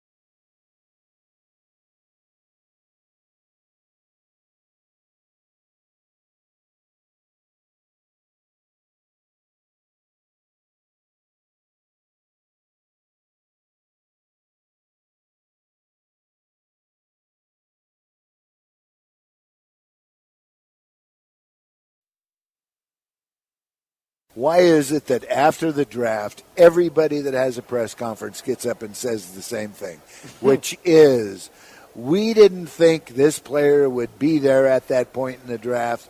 We feel like we had a great draft. We were surprised that our third rounder was there. And everybody says the same thing. And the truth is that most of these guys are telling the truth. That is, they're really excited about their second-round pick because he was one of those guys we just talked about who was a first-round graded player that was there in the second round that you were able to get. So you're thrilled to death. If the same thing happens in the fourth or the fifth round, again, you're thrilled to death. People often are amazed at how these guys will get on and say, how good they feel about their draft. And I always kind of compared it to a marriage. Day or two after a marriage, if you don't think it was a great marriage, then you probably really messed up. There you go. That was the old man saying, look, every GM says they love their draft because they do love their drafts. That being said, through the first Pro Football Focus mock draft simulation we did, and I end up with Marvin Harrison Jr. at 7, and I traded back, and then traded up, and then stayed at 41 and 58, and I ended up with Jatavion Sanders, the tight end out of Texas, at 41, and Blake Fisher, the tackle out of Notre Dame, at 58. I don't necessarily love this mock draft, even though I created value for the Titans. I don't necessarily like it. I felt compelled to take Marvin Jr. at 7 when Chicago at 9 was not willing to do 9 plus their first next year. And Denver at 12, again, if I asked for their first next year, it says that I would have only had a 20% chance of them accepting the trade. And truthfully, I'd need, if I really was going to trade Marvin Jr., I think I'd need 1276, which replaces my third rounder, next year's first, and next year's third, which also replaces my third rounder. One texter says that at 38, I should have taken Darius Robinson. I thought about it. The texter then says, I love the Jatavion Sanders pick. Should be great, but I hate the Blake Fisher pick. Again, I don't know enough about those guys. I'm just kind of operating off of the board, with which was kind of in front of me, because I don't know these second-round players like that. Talk to TD about these second-round players. He knows them better than I do. That being said, the fact that it is more likely than not, 65% chance according to Pro Football Focus, that Detroit at 29 would have accepted 38 and my fourth-round pick for 29 and their fifth-round pick with 2 first-round tackles, Morgan and Guyton, on the board, I regret that. I should have drafted Marvin Harrison Jr., and I should have offered the trade to Detroit at 29 and drafted Jordan Morgan, the left tackle out of Arizona, with the 31st pick, even if Jordan Morgan is not ready to play right away. And the thing I think I learned, I did 4 of these yesterday. We'll do these all throughout the week, these different simulations saying, hey, what do you do in this situation? The last one I did last night was freaking crazy, by the way. But we will do these, like what was available to the Titans at 7 was crazy. But what I think I'm learning with this, through having done 4 last night, is yes, it is fun to get more picks and to look at the value and say, okay, well, in this one, you ended up with a difference of value of what is equal to the 46th pick, which is adding a second rounder to your draft class. But do you like the players? Because there's one draft where I think I did pretty well value-wise, but I really, really like the players I ended up with. Whereas that draft, yes, I like Marvin Harrison Jr., but I don't necessarily love the other 2 players that I ended up with, even though, again, I don't know all that much about them. One texter said that was a badass segment, way to do something different than the rest. Well, I'd like to think that we do a lot of things different than the rest. Again, this is kind of a one-person show, and I think most everything else is not a one-person show. But, quite frankly, I was doing these for fun, and I'm like, well, we're going to sit here and talk about, well, if this happens, should they do this? If this happens, should they do that? Well, they're doing inside these facilities, they're doing this. Now, they're not using the Pro Football Focus mock draft simulator kind of thing, but they've got somebody who is, hey, you're picking for Chicago. You're picking for Washington. You're picking for New England. You're picking for Green Bay. You're picking for the Jets. And so then they kind of go through it and say, okay, now we're in this situation. What do we do? And that's what I wanted to put myself in. I don't think Joe Alt's going to go with the 5th pick, as this mock draft simulation says he will. I don't think Neighbors and Adunze are going before Marvin. But we don't know. That's the whole point of Thursday, so that when the Titans get on the clock on Thursday, they will know, hey, if Marvin Jr. is there, I don't think Marvin Jr. will be there. Ian, I assume you don't think Marvin Jr. will be there? Doubtful. But if Marvin Jr. is there, what will it take for us to move off that pick?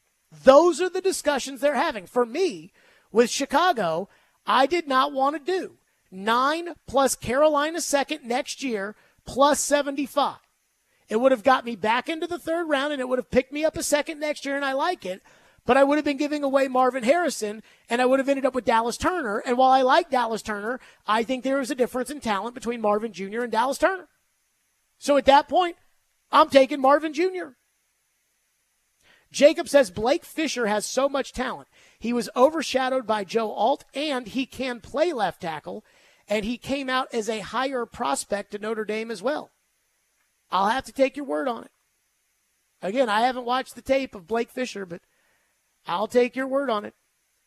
Somebody said Fisher's a late third rounder or early fourth rounder, not a second rounder. So the Pro Football Focus draft board is way different than like what they call the public draft board, the consensus draft board. The PFF draft board has Jaden Daniels at 21, which I'm like, whoa now. Now, if Jaden Daniels sucks, like Zach Wilson, then we'll say, yep, they got it right. But, I mean, I watched Jaden Daniels play enough in college to think that Jaden Daniels is not the 21st best player in this draft. That being said, the other thing I learned from kind of this exercise is if you want Marvin Harrison or you want Joe Alt from me, you have to buy him. Like, you have to buy him from me. You have to make me do this deal. The same way that Houston made Arizona, they bought Will Anderson, which means you have to overpay. Now, if I'm on the board at 7 and it's McCarthy, Bowers, Turner, and Adunze, the price will be lowered than if I'm on the clock and it's Alt or Harrison or Neighbors, for instance. More of your phones, 615-737-1025 here on our program, 615-737-1025. Plus, as far as the trading is concerned, I have a question for everybody. Like, if the Titans are on the clock and they're trying to make a trade and you're deciding what is it that you all want? We'll do that next here on Stillman & Company, 615-737-1025, 1025-1063 The Game.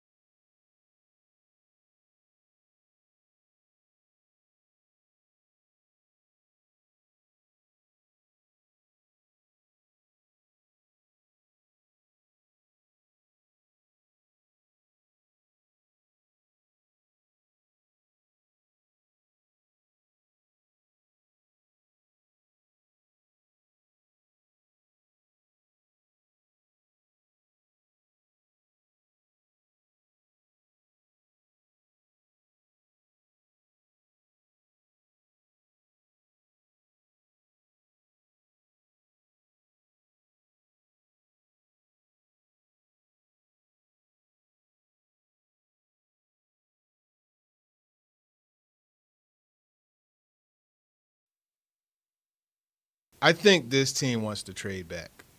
I think that's the first thing that they want to do. That's what I believe. Now, if they could trade back 10, 11, and still get Alt, hey, the world is a wonderful place. And everybody's playing Louis Armstrong music, right? But if they move back, I think, J.C. Latham also comes into the mix. But you said if Alt is gone. So right. Ideally what they want to do, I think, is trade back regardless. I don't want the trade back tackles. I don't want Latham, Fuaga, Fashanu. I don't want those guys. I want Joe Alt. Now, there is one team that we haven't talked a lot about when it comes to a potential Joe Alt trade or a Joe Alt, a team that could get in there. So Diana Rossini reported about an hour before we came on the air today that apparently the New England Patriots are listening and taking calls from teams that are looking to move into 3. While Elliot Wolf is running point, I'm told Patriots president Jonathan Kraft is heavily involved in the decision-making. Now, what that is that right there is they're telling people that they don't like Drake May. That's what they're saying. They're saying if you want Drake May or Jaden Daniels, call us. And I think that that's a message for the Giants, and I think that's a message for whomever. Because, again, there's probably only one team that can tell Diana that the Patriots are talking to multiple teams for the number 3 pick. Ian, can you guess what team that probably is that's telling Diana the Patriots are listening about trading back to multiple teams? Maybe the Patriots. It's probably the Patriots. So the Patriots are telling Diana we're interested in talking. And the Patriots are probably telling Diana that Jonathan Kraft is involved. Why? Because this is a move for another owner. That's why. Nobody wants you to think the owner's involved. But in this case, by saying the owner's involved, that then convinces the Maras, hey, at 6, you've got Daniel Jones. If you can move up to 3 to be able to take Drake May, is that going to convince the Maras to pick up the phone? As opposed to the general manager? And let's not forget some of these teams. The Giants are an example where they gave the quarterback $100 million last offseason. And a lot of these former GMs that are on the radio or that are doing shows and podcasts and things, they're saying, like, if I was Brian Daboll and I was Joe Shane, I would not be interested in trading, and taking a quarterback with the 6th pick because I won't get the chance to develop the guy. And what I'd like to do is I'd like to get Malik Neighbors or Marvin Harrison and stick him at wide receiver and see if the guy I gave $100 million to can win, because if I'm punting on a guy I gave $100 million to last year, I'm probably going to get fired. But if the owner knows to talk to the owner, now you've gone above the GM's head. And if that's the case, I would not rule out the Patriots as a potential landing spot for Joe Alt, because they don't have a left tackle either. They could go wide receiver, left tackle, or quarterback. If the Patriots trade out, I could see the Patriots using 34 and a pick next year to get back into the first round to take Michael Penix or to take Bo Nix or somebody like that, moving back to 6 because they don't really love Drake May or they don't really love J.J. McCarthy or they don't really love Jaden Daniels, and taking Alt. And we never talk about the Patriots. As far as Alt's concerned, they do not have a left tackle. So keep that in mind as much as we talk about Joe Alt. One texter says, it is absurd, Jared, that you think the Texans made the choice of their franchise quarterback based on information of who the Titans wanted. It remains the dumbest take on Nashville Sports Talk Radio. Well, that's great, except for the fact that it is reported that is what happened. Charles Robinson, who lives in Houston, Yahoo Sports senior insider, he's plugged into the league, goes on Robbie and Joe every week. Charles Robinson on Robbie and Joe after the draft in which the cat got out of the bag that the Titans wanted C.J. Stroud, and he said the Texans changed their thinking. The ideology between what player you selected first was based on who Arizona wanted. They knew Arizona had a super high grade on Will Anderson, so if they passed Will Anderson at 2, and Arizona decides we don't like either offer, now we're taking your guy. They figured that's less likely to happen if we just take Stroud off the board at 2. And now Tennessee goes, well, that's our guy. We're not staying in this now. When they kind of went on the clock, they're like, we got to pick the quarterback at 2 because we have no clue what ultimately Tennessee offered. We have to just take Tennessee out of the running. So we just take the quarterback at 2. If Arizona says, screw it, we're not taking your offer, then we're going to lose Will Anderson, and that stinks. But we're definitely not getting sniped on the quarterback by getting cute and trying to take the defensive player first. Okay, so he said they thought Arizona was going to take Anderson, so what they were going to do is they were going to take Anderson. And then when they found out Tennessee was going to trade for Stroud, they decided, okay, now we can't screw around. Let's take Stroud. And if we lose Anderson, we lose him. That's what happened. And you can act like that's not what happened, Paul, but that is, in fact, what is being reported. Unless you think Charles Robinson's a liar. And that's your, if you want to say that, that's on you. One texter says, how worried will you be if the Titans end up with an offensive lineman other than Joe Alt in the first round? Do we have any prior data or history that should make us trust Ran Carthon and Chad Brinker with offensive line evaluations? The answer, by the way, to that is no, we do not. Obviously, we know about the guard situation from last year, but I'm more worried about the recent and often replayed quote from Ran Carthon talking about Bill Callahan as big coach. In that clip, Ran mentioned leaving a routine player profile tape meeting with his mind blown. Is that alone not a massive red flag? What could big coach have possibly said in a mundane meeting to blow the mind of an active NFL general manager? How can you be confident in your GM when he makes a comment like that when you're in the middle of such a pivotal rebuild on the offensive line? I was extremely alarmed when I heard him say that, and I have been uneasy ever since. If we do not end up with Joe Alt, I am worried we're going to be in for a Chad Brinker special where we reach on a pick, get bashed by the national media, then get a podcast appearance from Brinker where he condescendingly calls us fans stupid while preaching analytics. Boy, that's a freaking take right there. Let me say this. I think a lot of the things Rand says, it's just kind of like, I'm trying to think of the right way to say this. I think Rand's just always trying to pump sunshine. So when he talks about how, our minds were blown from Bill Callahan, it's like he probably wasn't completely shocked by what he saw. Right? I think you're taking that a little too seriously. I think Rand is a presenter. Like when I saw the podcast, the speaker series with Mike Keith and Rand and Brian Callahan, Rand was doing all the storytelling and letting everybody in on the inside scoop and everything else. And Callahan was just kind of sitting over there just being very matter of fact. And I think that that's kind of the difference in their personalities. So I was not alarmed by that comment from Rand, as much as I do get alarmed by things that the Titans do. And, man, I don't know if we'll get a podcast appearance from Brinker, but I bet we'll get better than we got last year on that Friday night when Rand told the fans to be positive. I bet we'll get better than that. 615-737-1025 is our phone number, 615-737-1025. There is plenty of optimism to go around for the Nashville Predators after they lost game 1 last night because, again, all you got to do is take one game in Vancouver. But there is something about last night's game that really, really, really bothered me. And I think it's going to make a lot of people uncomfortable, but it's the conversation that has to be had. And we'll do that now. 615-737-1025, Stillman and Company. You know what? I'm in a good mood. Let's give something away while we're at it. Be caller 5 at 615-737-1025, and you'll win a pair of tickets to see Neil Young and Crazy Horse at the First Bank Amphitheater on Wednesday, May 8th.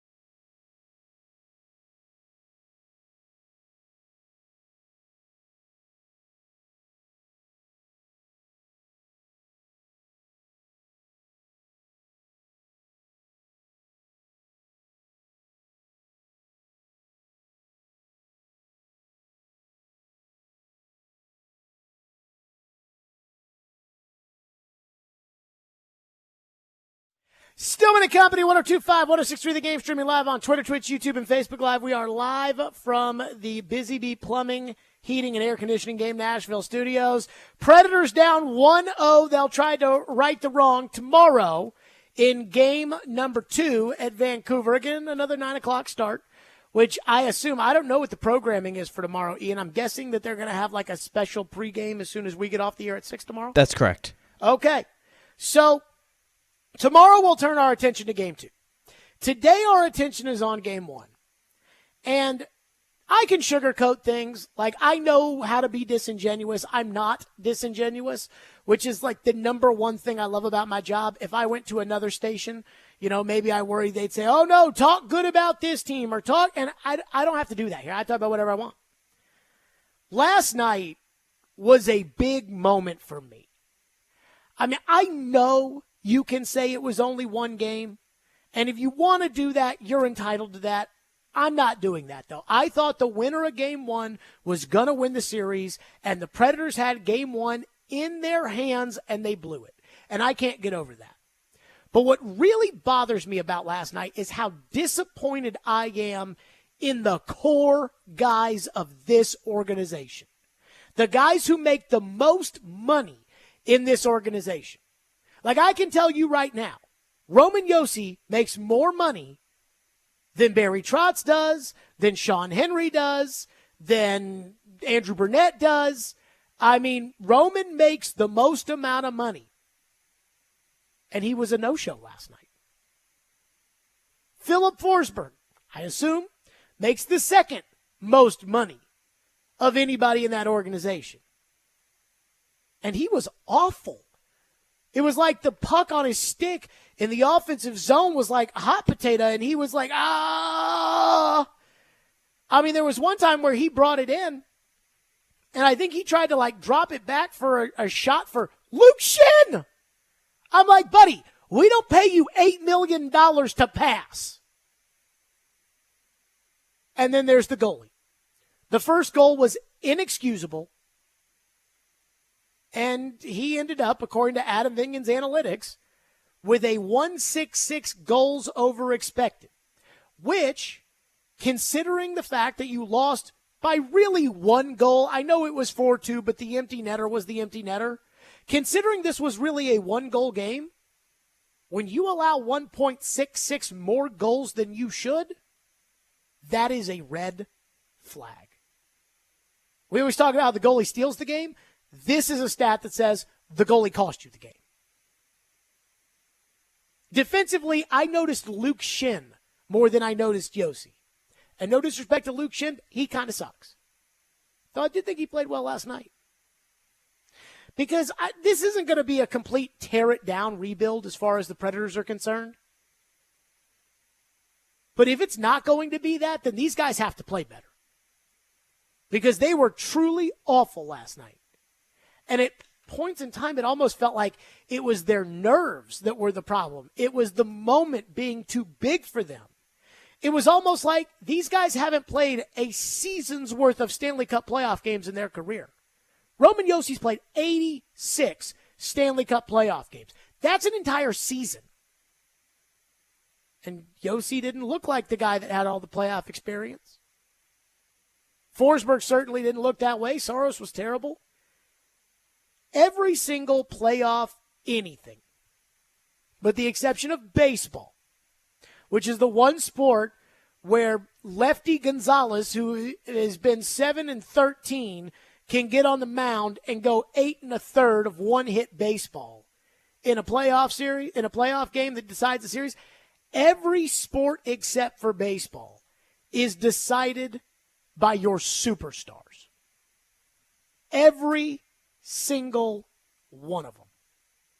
Basketball is not decided by the 8th guy on the bench. It's decided by LeBron and Jason Tatum, and it used to be Steph Curry before they got bad. That's who decides those games. It wasn't Mark Madsen and Rick Fox and Devin George winning championships. It was Shaq and Kobe. We don't talk about Stacey King and his impact on the Bulls. No, we talk about Michael. That's what all this stuff's about. It's about the star players. And those are your star players. Those are the guys on your team that go to the All-Star game. They are your stars. And they were awful last night.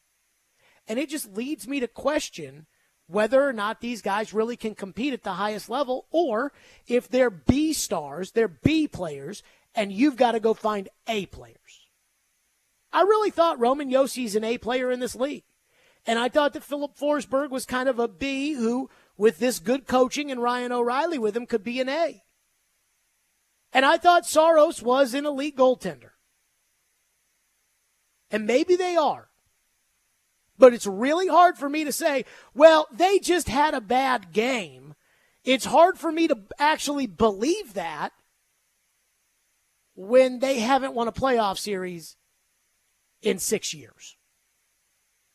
They played in the Dallas series. Not Saros, but the rest of them did. They all played in that Arizona bubble series. Lost to that terrible Coyotes team.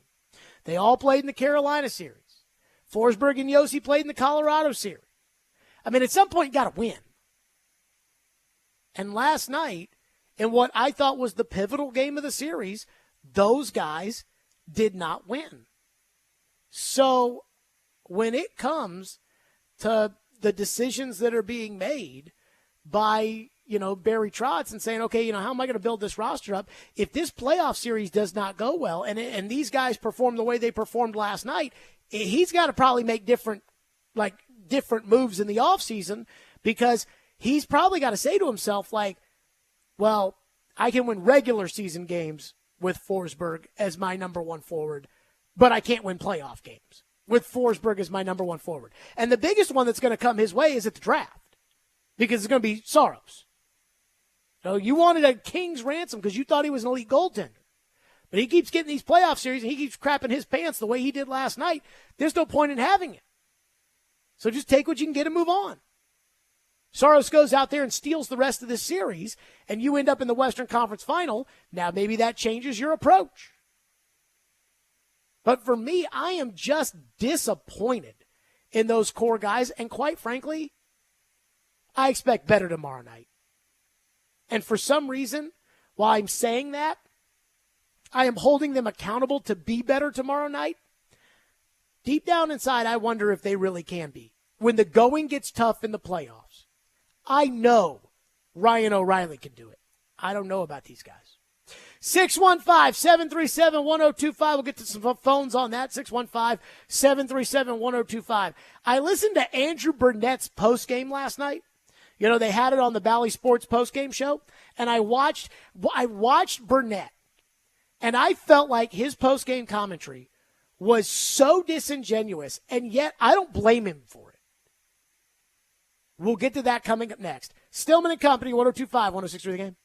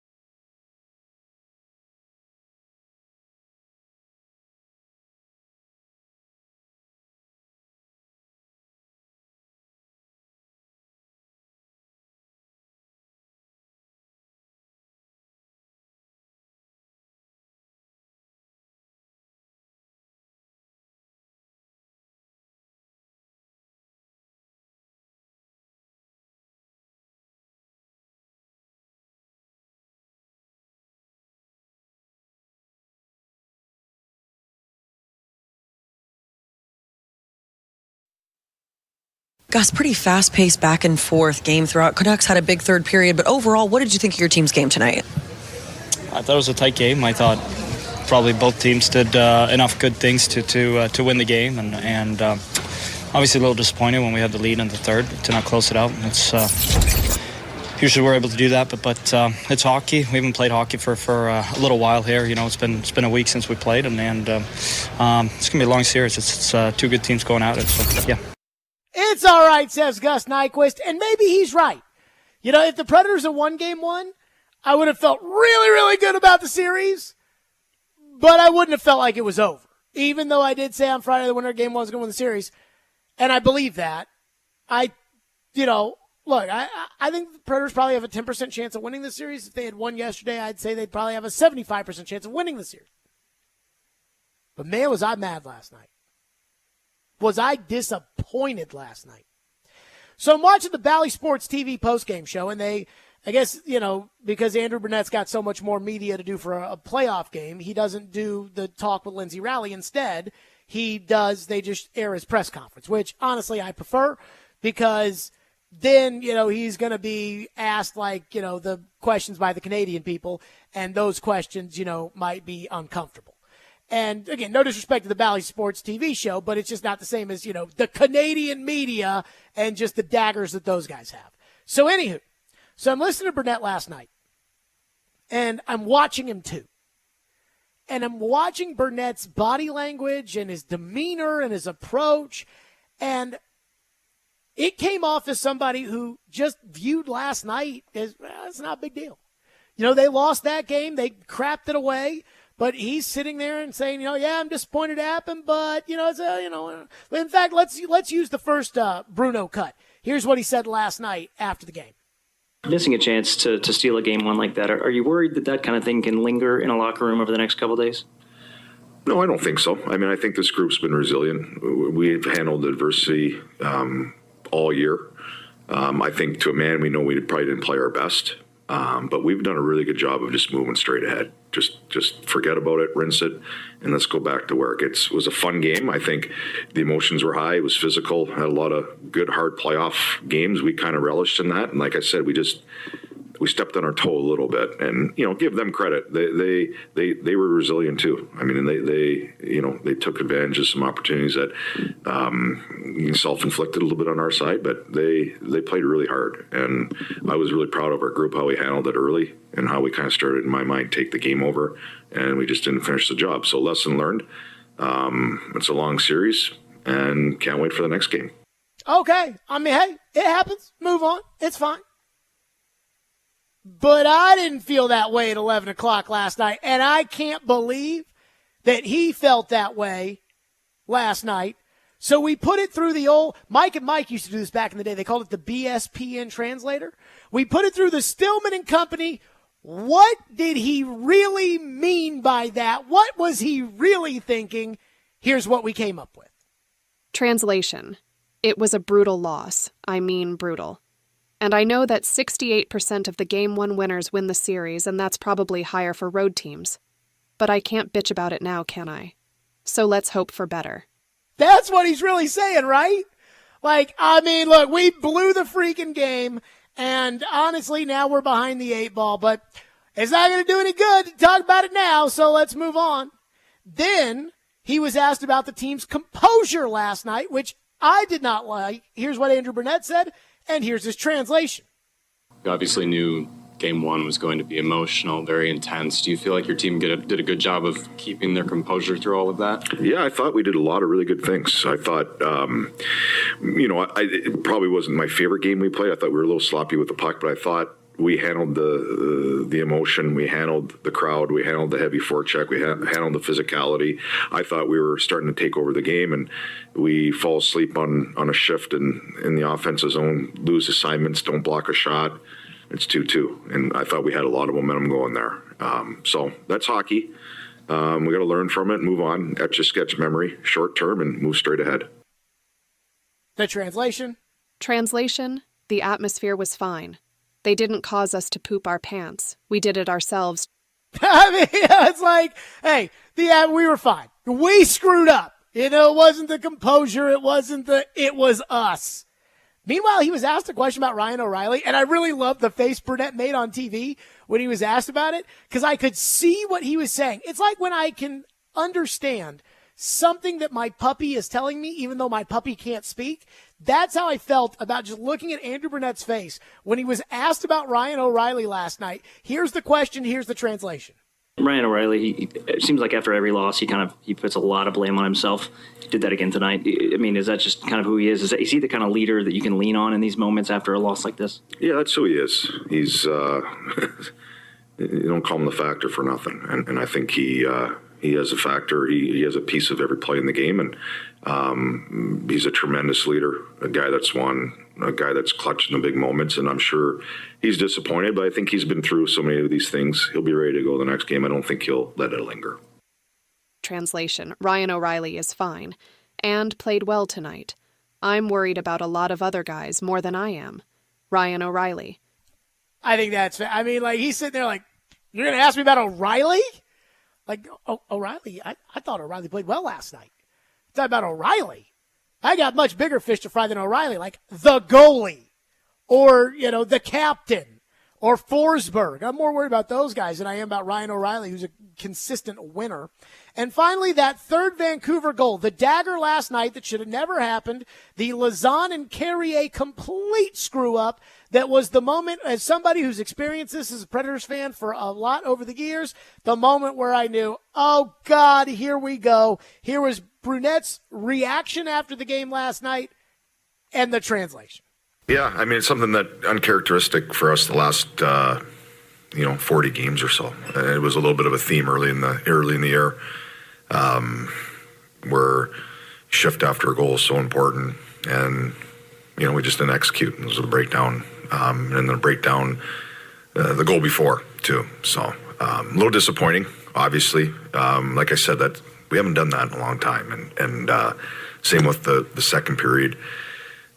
Giving up a goal early, we've really tried to minimize that, and we didn't tonight. Translation: We crapped our pants after the second goal. We're better than that. I am so disappointed that happened. I mean, that's like, he's like, oh my God, that's what we did when we were bad. Oh, it was great. But like Brunette, I'll give him credit, because what I don't like is I don't like the sunshine pumping when it's to cover your own tush, or when it's a blatant lie, or when it's that press conference he did last night. That wasn't for me and you. That wasn't for us. That was for the team, because he's going to the team and he's saying, hey guys, we just got to clear up some of the mistakes and we're right there. That's all we got to do, because thinking about the moments that you lost and all that, that's not going to help them win tomorrow. Like, they know they screwed up. So I'm not mad at Brunette or anything like that, but I was just listening to that press conference and I was like, he's saying the opposite of what he really is thinking. Oh no, it's just one hockey game. We'll be okay. It's fine. He's probably like, oh, we had it. Oh, it was in our hands. Phone line driven by WilsonCountyHunter.com. Sean says, Jared, pump the brakes. Last night we were 10 minutes away from a greasy playoff road win, and we are fine with adjustments. And as they say, the series doesn't start until a visiting team wins a game. Well, Sean, I really hope that the series started last night, and it could have started last night. Oh, it could have been that way. Boy, Glenn's all worked up on the text line, Ian. About what? Glenn says, Jared, you're an idiot. I'm done. I might be back tomorrow. I wish the GM was still here. Your show was so much better. I agree. I wish the GM was here too. Not a lot we can do about that. But you didn't give up on the show? If you could give up on the show, I think it tells me more about you than it does about me. Because my feeling is that, we should be disappointed about what happened last night. Like, I'm sorry. They didn't play great. They did not play well. No. Like, they crapped that game away. And Vancouver didn't play that great either. No. And so that's, when both teams don't play very well, you kind of get a game like that. You had a chance with the lead, and you kind of, I don't exactly know what happened. You give it up like that. But, yeah, no, I don't think they played very well. And it's okay to admit it. I told you guys when they lost that Winnipeg game the night that they clinched the playoff spot, and I said, they did a lot of good things, they did a lot of bad things. At the end of the day, they lost. And when we get to the playoffs, that's what's going to matter.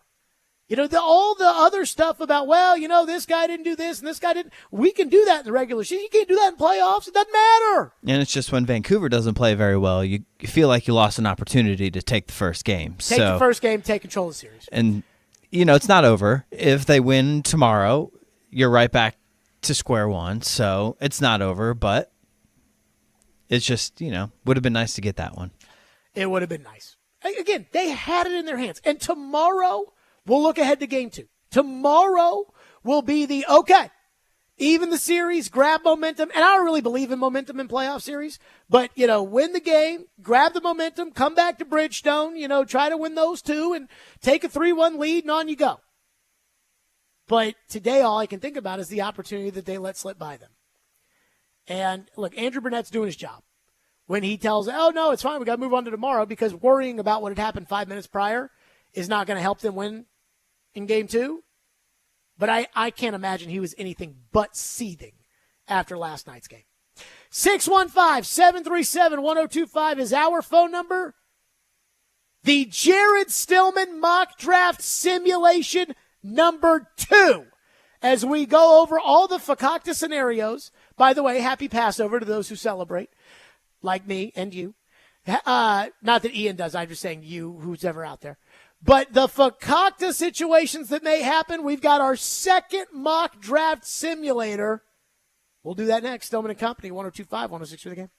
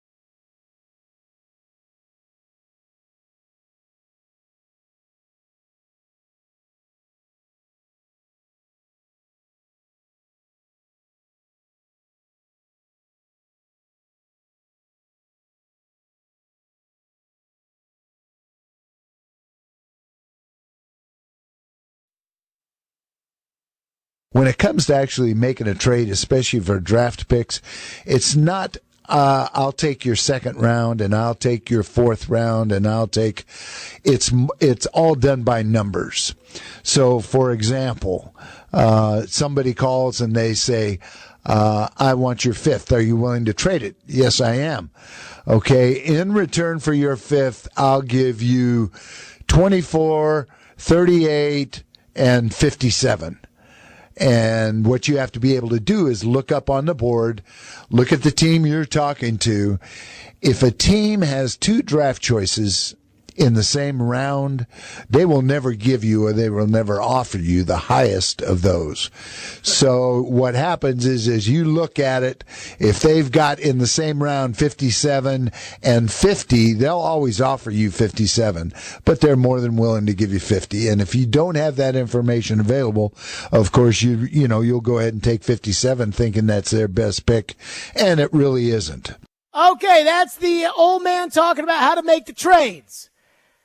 That being said, it's all about the numbers. We got the point charts. We talk about it all the time.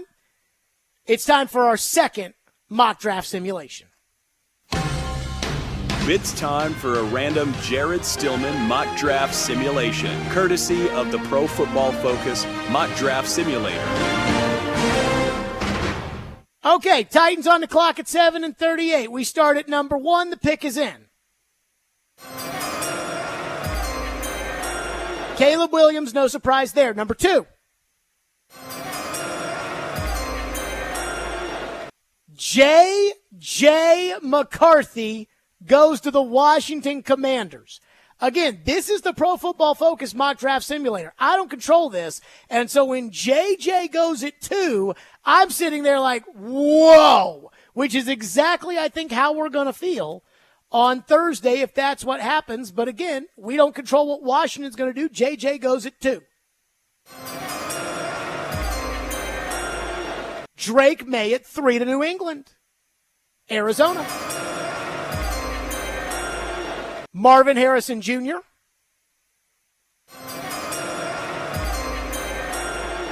The Chargers at 5 take Malik Neighbors. The Giants at 6 take Jaden Daniels. So Caleb Williams, J.J. McCarthy, Drake May, Marvin Harrison Jr., Malik Neighbors, Jaden Daniels. Ian, this sounds like a slam dunk, right? Sounds like it. What are they going to do? Well, if you ask anybody, they'll say Joe Alt. Okay. So Alt, Bowers, Turner, and Adunze are still on the board at this point. Minnesota wants to trade. Now, when Minnesota calls, I ask for 11 and 23 straight up for 7. Now, I am running the risk of losing out on all of these players because there's 4 and there's 7, 8, 9, 10 before I pick at 11. So I need 23 straight up in order to make this trade. And Minnesota says no. Minnesota wants to do 7 and 38 for 11, 23, 108, and a 2025 third. So I am getting 108, which is a 4th rounder this year. And I'm getting next year's third, which I don't have. That replaced this third I gave up for Snead. But I'm giving up 38. But I am getting 23 in this deal. And you still have 106, right? Yes. So at this point, I would have, if I make this deal, 11, 23, 106, 108, the rest of my draft, and then I'd get the third for next year. 4 in the top 108's not terrible. Would you make that trade for Joe Alt? It's a good question. So when I did the math on this, I'm like, okay, I am trading 9 top 60 years. Of all the, top 60 picks, I get 9 years out of them, right? 5 in my first rounder, 4 in my second rounder, for 10 plus 4 in the top 100 next year because I'm getting a 3rd round pick in next year's draft. So in theory, I could be getting 14 top 60 years or 14 top 100 years as opposed to the 9 that I have right now. So the question is, make this trade or Joe Alt. Now, New Orleans wants to trade at 14. And they might accept 14 plus their first next year. I need more. which, by the way, on the point system, Minnesota's trade's a bad trade. I lose out 16 points in value if I make that trade. New Orleans, I actually gain 255 points, which I believe is a third-round pick. So I'm getting the value of a third-round pick by making the deal with New Orleans. I just don't love either trade. So with that being said, picks in.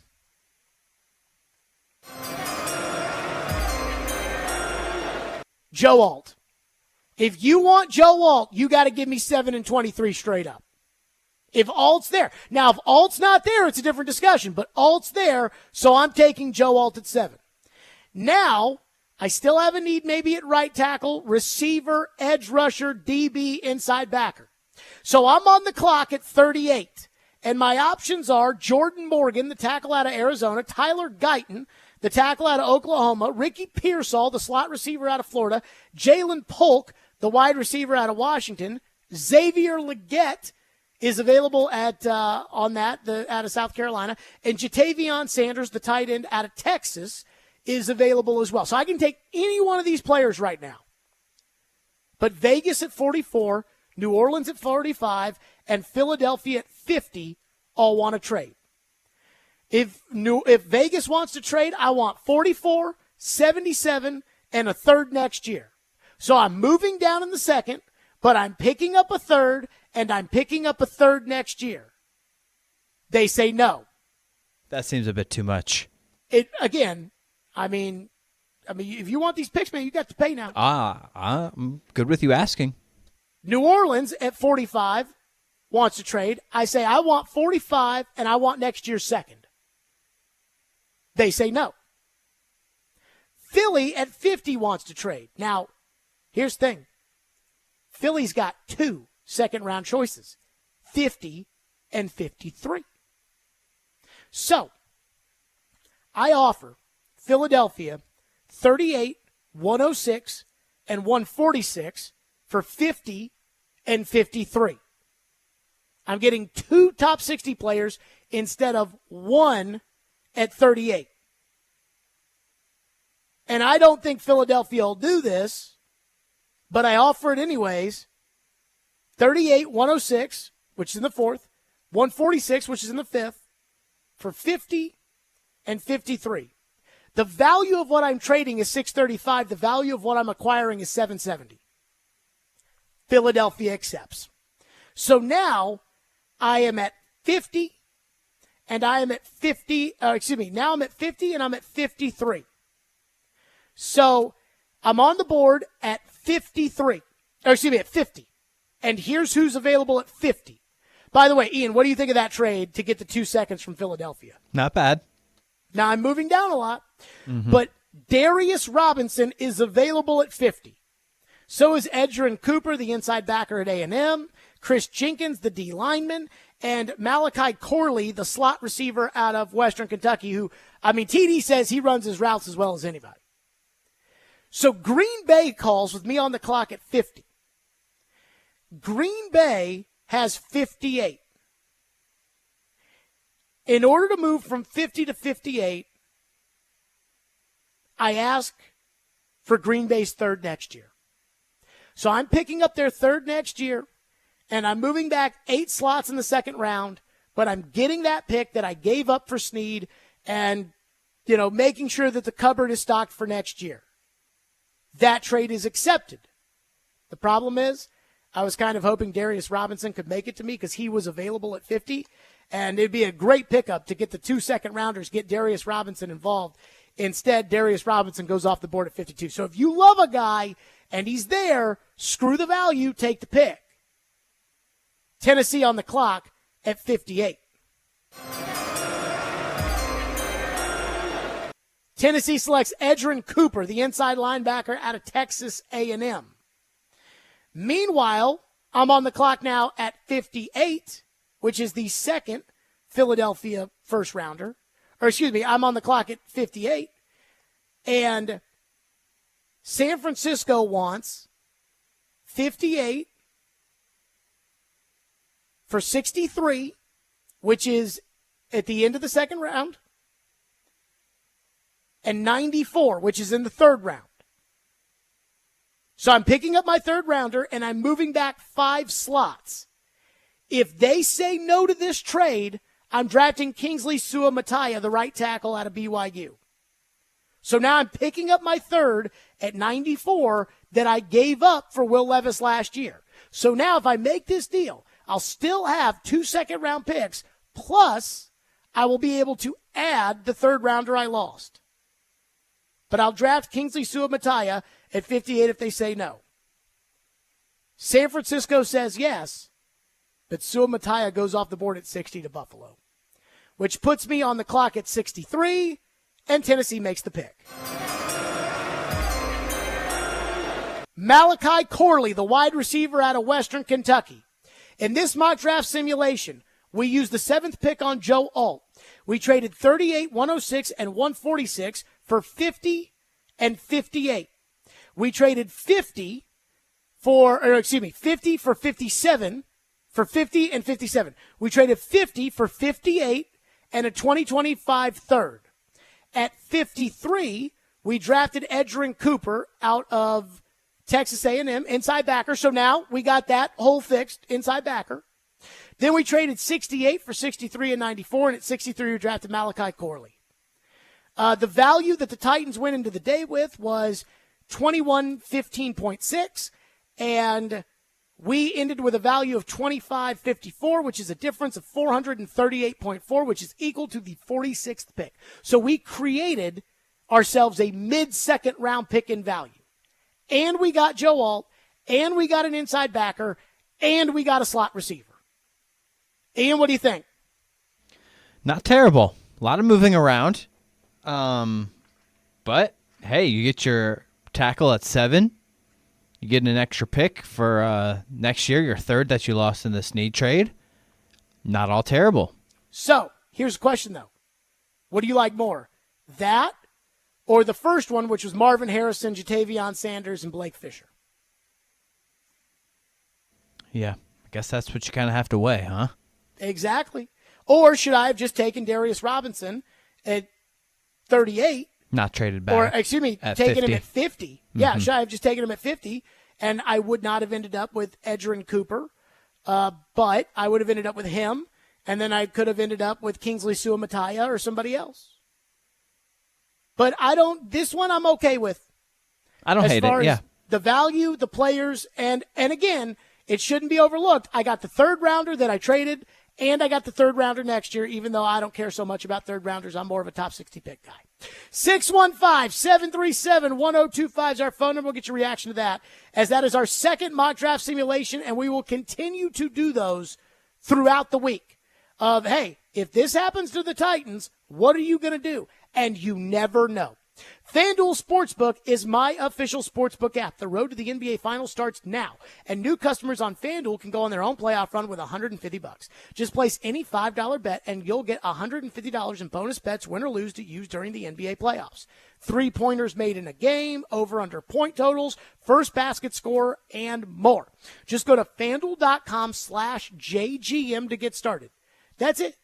FanDuel.com/JGM. FanDuel, an official sports betting partner of the NBA and my official sportsbook app. 21 and over and present in Tennessee. First online real money wager, only $10 first deposit required. Bonus issues, non-withdrawable bonus bets that expire 7 days after receipts. See terms at sportsbook.fanduel.com. Gambling problem? Call the Tennessee Red Line at 1-800-889-9789.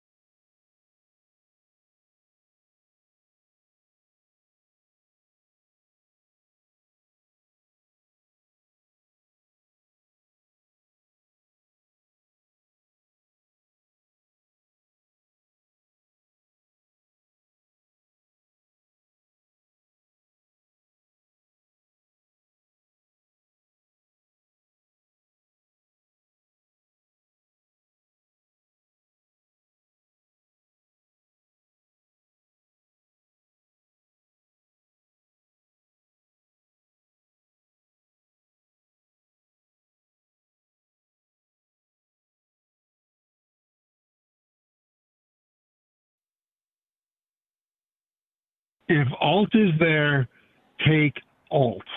Not only is he the guy they need for the team, he also is the safest guy for management.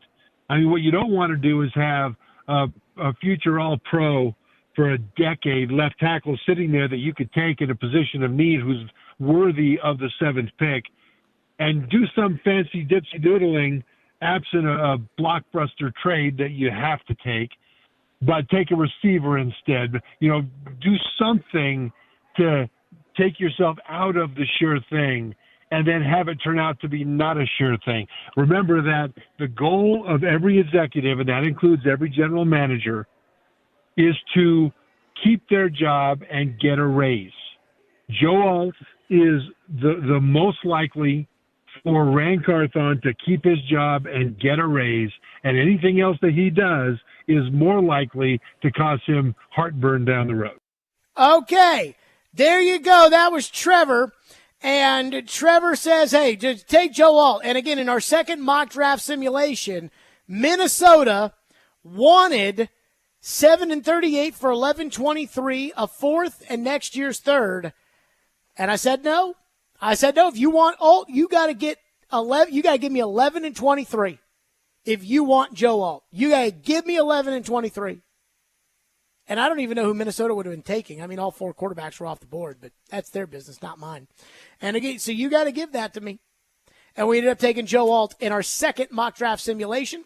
Let's go to your phones as promised. Matt is up next here on Stillman & Company. Thank you for waiting. Go ahead, Matt.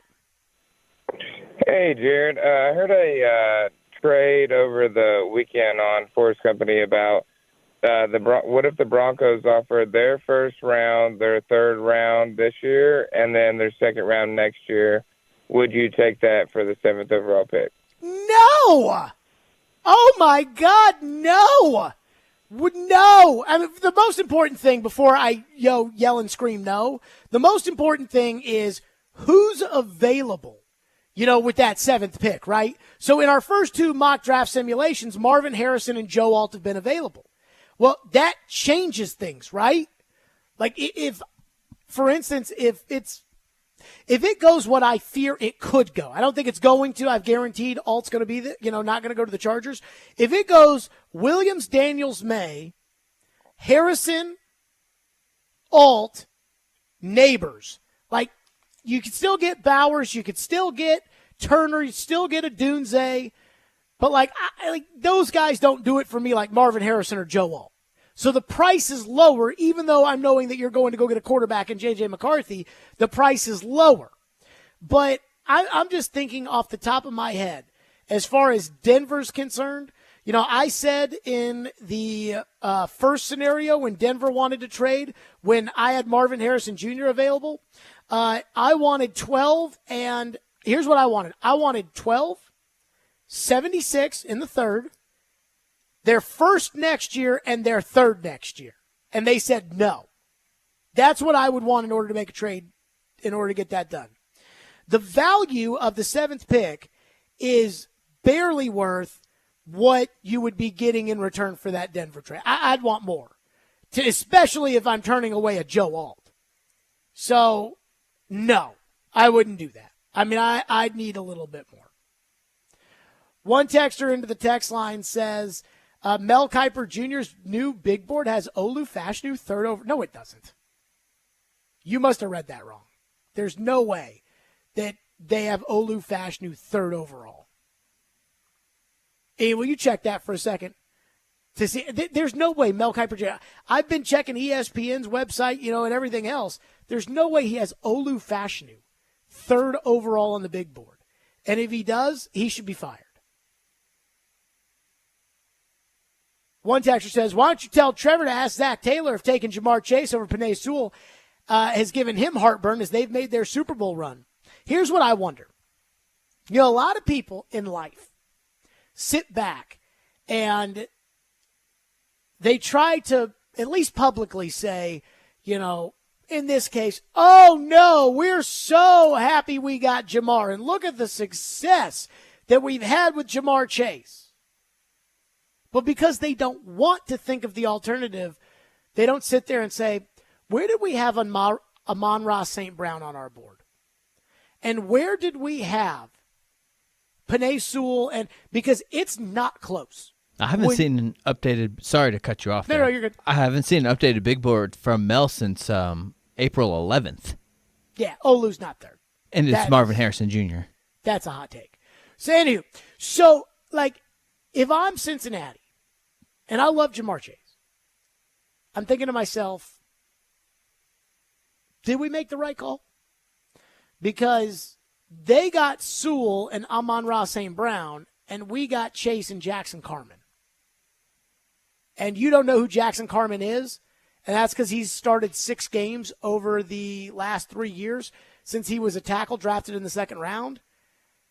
I think they kind of swung and missed on that. Texter in the text line says, as far as you're concerned, would you take Joe Alt over Caleb Williams if Caleb Williams in the scenario where it was available? You talked all about taking Drake May over Will Levis, but would you do that if it was Caleb Williams? We'll have to get to a simulation where Caleb Williams is available. The answer, though, is yes, I would take Caleb Williams. If Caleb Williams is available at 7, I don't even like Caleb Williams. If Caleb Williams is available at 7, we're taking Caleb Williams. It's just as simple as that. Now, here's the real question. And I'm not saying that this has or hasn't happened in a mock draft simulator so far, but what if Jaden Daniels is there? You know, it's easy to say take Drake May over Will Levis because they kind of run the same system. You know, they're kind of those West Coast quarterbacks. Daniels is not. But I hear all these scouts and these Rick Spielman types and everybody else comparing him to Lamar Jackson. And while I have high hopes for Will Levis, I'm not sure I have hopes that are as high as what Lamar Jackson is doing. So I'm just saying that could be a situation, and I don't know the answer to it. 615-737-1025. Adam Vingan joins us next. His reaction to Game 1 of the Predators and Vancouver Canucks series, and is it as bad as I'm taking it? Because I'm taking it hard from last night. We'll do that next. Stillman & Company, 102.5, 106.3.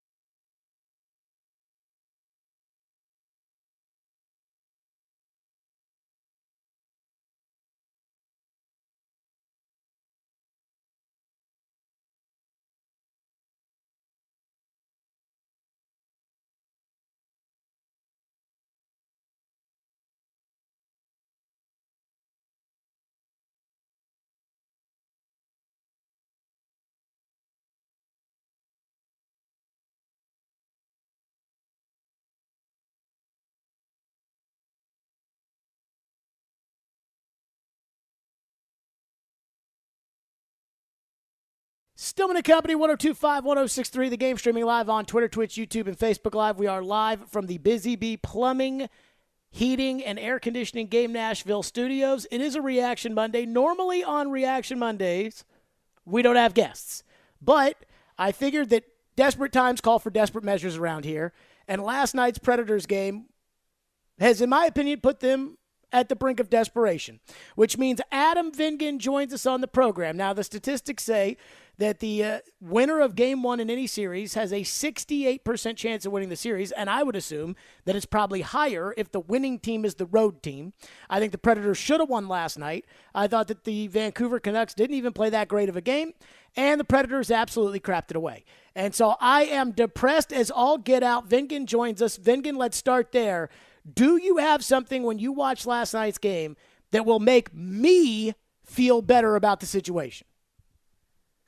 That's a good question. I do think that the Predators held their own for a lot of the game. I thought at 5-on-5, it was fairly even. I think, of course, the Canucks seemed to take things over in the third period, but by and large, I thought the Predators hung in there. They were in position to steal a game that not very many people thought they could win. You mentioned the statistics about when teams win Game 1 of a series. Predators fans probably know this by now, but the Predators have never won a playoff series when losing the first game. I think they're 0-13 when you include the 5-game series against the Coyotes in the bubble. They're 0-12 in 7-game series. And I looked this up earlier. There's only one team in NHL history with a worse record in 7-game series when losing Game 1. And that's the, I guess, soon-to-be former, or actually now officially former, Arizona Coyotes. The Coyotes were 0-13 when losing Game 1 of a 7-game series. So Predators not quite making NHL history, but just about there. So history suggests that the Predators are not going to come back from this, but there are, I feel, a few things that they could take away from that game last night and try to build off of it. Okay, what are some of those things? I thought that at first the power play was generating a lot of good looks. Now, Rick Tocchet did make adjustments, and the Predators had a hard time adjusting to those adjustments, but the power play did look good early on. They get the goal from Ryan O'Reilly. The power play has been playing better for most of the second half of the season, really when the season turned around. And I think that if they can make the adjustments to Tocchet's adjustments about how they were unable to get into the offensive zone cleanly, I think that they showed that they could generate some high quality looks on the power play. So if Andrew Brunette, who we know is a power play specialist, can make some tactical changes in Game 2, if the Predators get on the power play, perhaps that can change their fortunes. So I think my biggest takeaway from last night's game that really, really bothered me, other than the fact that at the end of the day in all these games, all that matters is whether or not you win or lose them. And the Predators, had that game in their hands, in my opinion. But one thing that really bothered me, you sent me the analytics last night, and the Predators lost 65% of the puck battles. And to me, I think that's a matchup thing, right? I think that's Rick Tocchet saying, oh, Tommy Novak's out there. Let's go put somebody out there that's too physical for him. Or, oh, Michael McCarron's out there. Let's go put JT Miller out there. And that scares me because I don't think the Predators have a lot of options to be able to change that. They played Tommy Novak 10 minutes last night of ice time. I mean, you can't do that. You cannot have a $3 million forward that you're expecting to be a contributor play 10 minutes of ice time because you're afraid that the other team is just going to be too physical for him in his own end, and he's terrible in his own end last night, and I just don't know how the Predators overcome that. Yeah, that is a good question as well. And as you mentioned, JT Miller just feasted on the Predators at 5-on-5 last night, and he was mostly matched up with the McCarron line. And after the game, Rick Tocchet said that he wasn't planning it that way. It's just that he started the Miller line at the beginning of every period, and the Predators tend to start the McCarron line at the beginning of every period. So that's just how it worked out. Whether or not he was telling the complete truth, I don't know. But the fact is Miller was on the ice a lot against McCarron, and the Canucks dominated play at 5-on-5 when Miller was on the ice in general. And that's not a matchup that the Predators are going to be able to get away from on Tuesday, just because, of course, they don't have the last change now. When the series shifts to Nashville, they may want to look into that. But Miller, to me, stood out more than any other player on the ice for either team last night. He had the most scoring chances of any player on both teams. As I said, that the Canucks had a distinct territorial advantage when he was on the ice. I mean, this is a guy who scored 100 points this season. He was one of 9 players in the NHL with 100 points, but I feel like he did not get anywhere close to the same amount of fanfare that the other 100-point scorers got, like Kucherov and McKinnon and McDavid and Matthews and Pastrnak and Panarin. But he is a preeminent power forward in the NHL, and he proved that last night. So, the other thing that came to mind to me was, although the top line combined on the power play goal, O'Reilly, Nyquist, and Forsberg, Sure. they did nothing at 5-on-5, and that's a problem. I mean, I think that was one thing that was coming into the series that Predators fans were perhaps nervous about, was that line during the regular season was great, but where else were they going to get that offense? I mean, one thing I think I would try to do, and I'd be curious to hear you, Jared, is I think you need to get more ice time for that Sissons line with Zucker. I mean, they scored that goal. Sissons has been there in the postseason. Zucker has been there in the postseason. I think that line should get a lot more ice time in game 2 than maybe they did in game 1. So I completely agree with you. One thing that bothers me about, the Predators kind of core group, right? The guys that have been here through this. The Forsbergs, Josi, Saros, Sissons, that group. I thought they were awful last night. Like, I thought they were awful. Sissons takes that stupid cross-check at the beginning of the game, and immediately I'm like, oh, my God.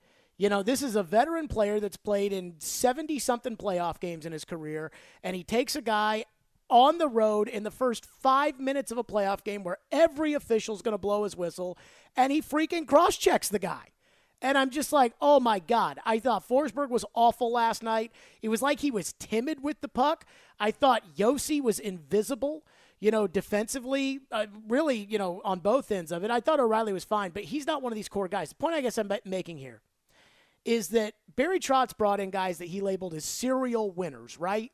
Ryan O'Reilly, Luke Schenn. He brought in Gus Nyquist. He brought in Jason Zucker. And those are all the guys that showed up last night. O'Reilly, Schenn, of all people last night, I thought killed 2 penalties. And he was pretty much out there clearing it himself both times. I thought Nyquist actually played pretty well in spite of that line not doing much. And Zucker obviously had the goal. Which leads me to this question, which I'm not accusing anybody of this right now, but I am worried of this, which is, could it be that core group of guys, the Yosis, the Forsbergs, the Saroses, maybe they're serial losers? Because these guys keep getting into the playoffs, and these guys keep not winning in the playoffs, and 2017 was a long time ago. And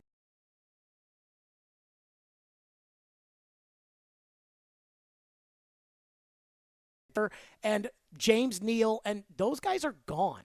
And so last night, the just invisibility of Forsberg, Josi, and Saros leads me to wonder, can I win with these guys? Yeah, well, to your point, Forsberg, I feel like he lost the puck a lot. Like, I don't know how you can track that, but I felt like a lot of the times when he was trying to make a move, the puck got away from him. If I recall off the top of my head, Josi had 1 shot on goal in more than 26 minutes of ice time, which is absurd considering how important he is to generating offense. And he screened he screened UC Saros on the Lindholm goal, the rush goal that at the start of the second period. Yeah, but that was Saros' fault. Yeah, well, I mean, Josi didn't help, but it was a goal that Saros needed to save. Yes, I agree. And when you look, Forsberg, well, let's focus on Forsberg specifically. Forsberg had, I think of 2016, 17, and 2017, 18. He had 16 points in both playoff years in 17 and 18. But since then, as you said, it's been quiet for Philip Forsberg in the playoffs.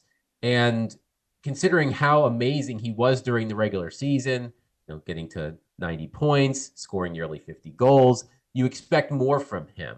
But the fact that he was neutralized is concerning. Certainly, you need more from him moving forward if this team is going to have any chance to win. Adam Vingan is with us on the program. Do you think there are any silver linings that you took away from game one that you say, okay, like the sky is not falling? Because I got in the car today and I heard Caroline talking about it, and she was like, I listened to Robbie and Rex Road, and I've listened to, social media, and they're acting like the sky is falling and the series is over, but there are still 6 more games left in this series, and I don't share that sentiment. Like, I believed going into this series, the winner of game one was going to win the series. I thought that when the Predators weathered the initial Vancouver storm, I felt really good about their chances. When they went to the break 1-0 at the first intermission, I felt great about it, saying, okay, if they can get a 2-goal lead with Saros playing the way he played in the first period, they're going to win this game. If they win this game, they're going to win this series. And then Saros had his head in his ass to begin the start of the second period, which just drove me bananas. And quite frankly, I just felt like they kind of fell apart. And I don't see any silver lining to last night at all. So help me out here. Find a silver lining to me that says this series isn't over. Well, as I said, the fact that they've never won a playoff series when losing the first game is not a good sign. And by the way, what's crazy about that stat is that stat bothers me the least out of everything that bothers me about that. I don't care that the Predators have never won a series when trailing down 0-1. Those are all different teams and everything else. Everything else bothers me more than that. And I just want to say, because I couldn't figure this out on the last question, Philip Forsberg in the past 5 playoff years, including last night, 12 points in 21 games, 7 goals, 5 assists, 12 points in 21 games in the playoffs over the past 5 years, including last night. I thought the Predators did a decent job defensively early in the game. I think they prevented the Canucks from getting dangerous looks early on. Now, I think the Canucks eventually figured it out, but early on, the Canucks were having a hard time generating offense. So I think if the Predators can find a way to continue to do that and sustain it over the course of a full game, I think that they could be, in an advantageous position. But then again, when the Canucks do get the opportunities, because they will, they need UC Saros to step up, and he did not last night. And I look at the record of UC Saros in the playoffs when he starts. I believe now he is 3-8 in the playoffs when he starts with if I recall correctly, a .909 save percentage. Kind of like what you said, Jared, about the 0-12 series record. We know that the Predators didn't have much of a chance against Carolina. So I don't necessarily count the wins and losses as a reflection of his play. He sucked in the Arizona series. He was not great in the Arizona series. Of course, he didn't play against Colorado, but I think those who look at UC Saros and wonder if he's a playoff caliber goalie, they got their red meat last night again, just based on the way he played. So in front of him, I thought they did well for a good portion of the game. If they can find a way to sustain that over a longer period of time, I think they could find a way to tie the series tomorrow night. It's crazy, to your point. I thought Carrier and Lausanne played great for about the first 2 periods, especially Carrier, and then they blew the game. And it's like, okay, congratulations. You played great for the first 2 periods, and then you completely effed everything up. So it kind of, takes that away. More with Adam Vingan, 615-737-1025. We'll hit your phones later this hour, 615-737-1025. And coming up next, I'm going to ask Adam what I think is a simple question, which is, okay, let's turn the page to game 2. Leave the negativity of game 1. I've told you I thought they were going to win the series, and now I flipped because I thought game 1 was the series. But if they win game 2, they're 1-1 coming back to Bridgestone Arena. More with Adam next. Stillman and Company, 102.5, 106.3 The Game.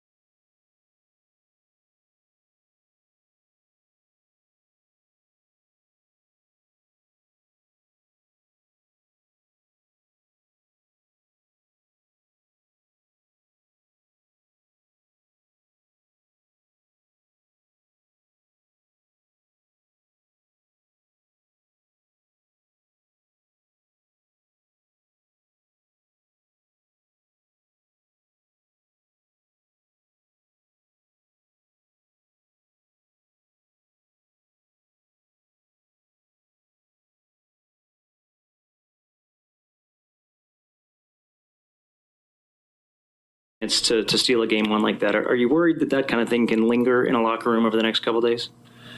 No, I don't think so. I mean, I think this group's been resilient. We've handled adversity all year. I think to a man, we know we probably didn't play our best, but we've done a really good job of just moving straight ahead. Just forget about it, rinse it, and let's go back to work. It was a fun game. I think the emotions were high. It was physical. Had a lot of good, hard playoff games. We kind of relished in that. And like I said, we stepped on our toe a little bit, and give them credit. They were resilient too. I mean, they took advantage of some opportunities that self-inflicted a little bit on our side, but they played really hard, and I was really proud of our group, how we handled it early and how we kind of started, in my mind, take the game over, and we just didn't finish the job. So lesson learned. It's a long series, and can't wait for the next game. Okay, that was Andrew Brunette after last night, and I don't know if you remember this. Adam Vingan is with us on the program. I don't know if you remember this, Vingan, but Mike and Mike back in the day used to have the BSPN translator, and they would take something like a coach or a player said, and then they would run that through the translator. And I don't know why they went away from it. I'm guessing that maybe it wasn't well received, but what do I know? And so anywho, so I just felt like Andrew Burnett's post-game press conference last night was like this big pep talk to the team of like, oh, no, it was just how the game went, and, it's just a clean slate for game 2, and I'm sure he's sitting there seething and yet at the same time having to kind of put on a happy smile. So let's turn our attention to game 2. If the Predators are going to win game 2 tomorrow night in Vancouver, Adam Vingan, how are they going to do it? It starts with getting the contributions from their top players that we have seen over the past 2 months. They need that top line to play well. It did not play well last night.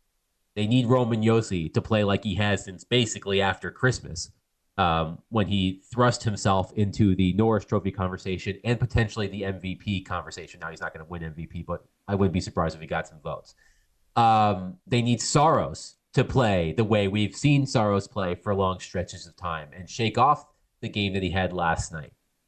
Like, I know that sounds simple, get your top players to play better, but that's what it's going to take, because look at the other side. The top players on the other team played better. JT Miller was fantastic. Quinn Hughes was great.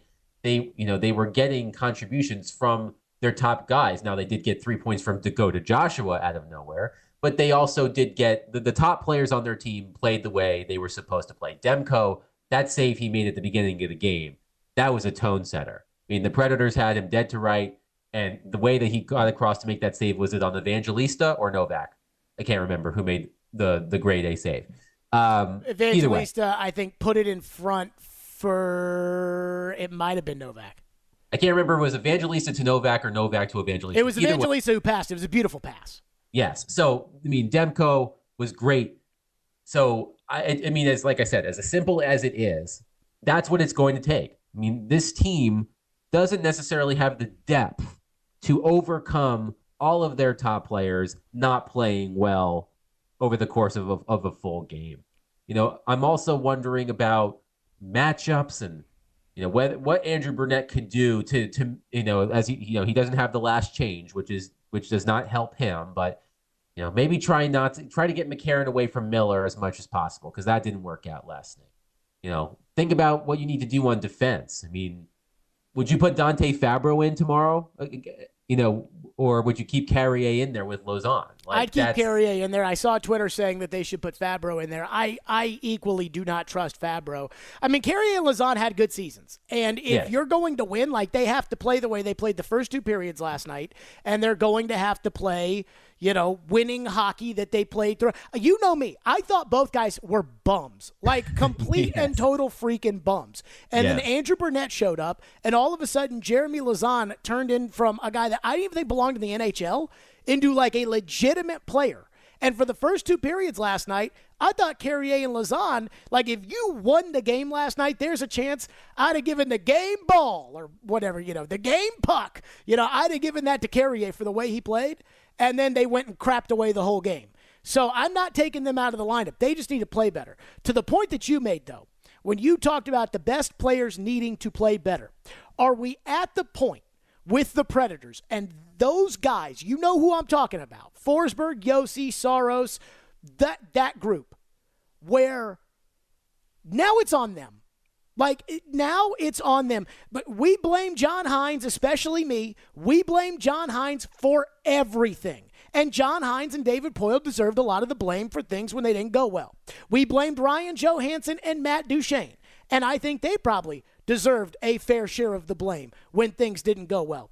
But at some point, I'm not blaming the coach because I think he's a good coach, and I think the only reason they're here is because he's a good coach. So I'm not putting this one on the coach. At some point, is this the moment where it's like, okay, it's on you guys to show us that you can compete with a team that's a good playoff team, but not, I watched New York the other day. That Vancouver team is not the New York Rangers.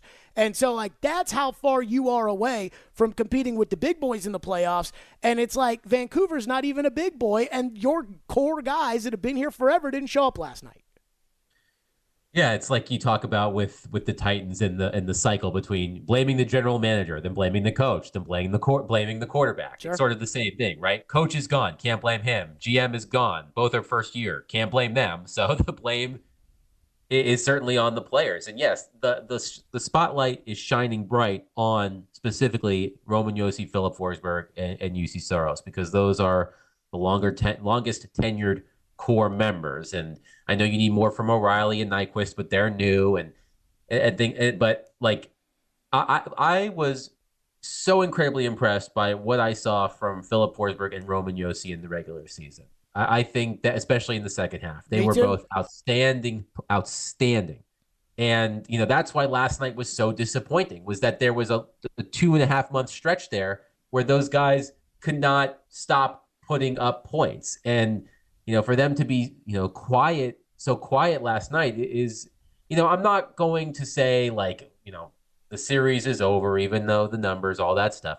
But, if it was concerning that in that big spot, after everything they had accomplished in the second half of the season, Forsberg and Josi specifically did not rise to the occasion. But I am confident that they can, and they absolutely have to tomorrow. So, I think that when you're looking at, okay, who's the pressure on, as you say, it's squarely on those three, Forsberg, Josi, and Soros. Adam Vingan is with us on the program. If the Predators win tomorrow night in Vancouver, what does that mean for the series to you? It means that the Predators have a chance. And, I picked the Canucks to win in 7. I think you picked did you pick the Predators in 6? I picked them in 6, yeah. Okay, you picked them in 6. And I think that was that was a popular sentiment, one or the other. Canucks in 7, Predators in 7, 6 games. So, this series is expected to go long, which means they are going to have to win a game on the road. And, I think they are capable of doing it. I think getting back home and having control of the matchups and all of that is very important. So, I think this can go one of two ways. I think if they lose tomorrow, I think they're going to, they could win one of 2 at Bridgestone Arena, but I think it would be hard for them to dig out of a 2-0 hole. So not saying tomorrow's a must win, but I feel like it's pretty close. So you think they're cooked if they don't win tomorrow night in Vancouver? I think if they go down 2-0, I don't think they're coming back. You know what will happen, though, is Barry Trotz will start talking about, the year I won the Cup, we were down 0-2 against Columbus, and we came back, and and I get it. I understand. That's going to have to be the mentality around here as far as, oh, no, they can come back, and they can do it, and they can – but I'm with you. I remember when Keith Jones said on NBC after the Predators lost Game 2 of the Cup final, and he looked into the camera, and he said, to the fans in Nashville, you guys, I know you're new to this, but you're okay. You're going back to your own building, down 0-2, blah, blah, blah, whatever. And that sentiment rang with me, which is, hey, you know what? It's okay. You go back to Bridgestone Arena, you even the series up, and the Predators ended up doing that in that Cup final. I don't think the Predators are going to do that. I think that if the Predators lose tomorrow, they will lose one of the 2 games at Bridgestone, and it's over. And so if you had to say, what % chance, I don't know if I said this earlier today or not, but if you were to ask me what % chance would you give the Predators after saying that they were going to win the series on Friday, saying they were going to win the series at 9:06 last night, I'd give you about a 10% chance maybe. And if they lose tomorrow, I think I drop it down to 5. I mean, I'm just, again, I try not to harp. I said we were going to talk this segment on game 2, but here I am, and I feel like I'm, still mad about last night. Which is understandable because the Predators had the game in their grasp. They had the game in their grasp. They were not blown out of the building. It was 2 goals in 12 seconds, the fastest 2 goals scored in Canucks playoff history, and it completely rattled them. Do you know what game last night reminded me of? This is probably, of all the Predators playoff games, the one that sticks in my craw the most of all the playoff games over the years. You want to take a guess on it? Which game reminded which game of? Which game did last night remind me of that sticks in my craw the most of all the Predators playoff games since we've been doing this, which goes back to that game 1 that they blew in Chicago in 2015? Oh, man. Part of me wants to say game 7 against Winnipeg. So it wasn't game 7.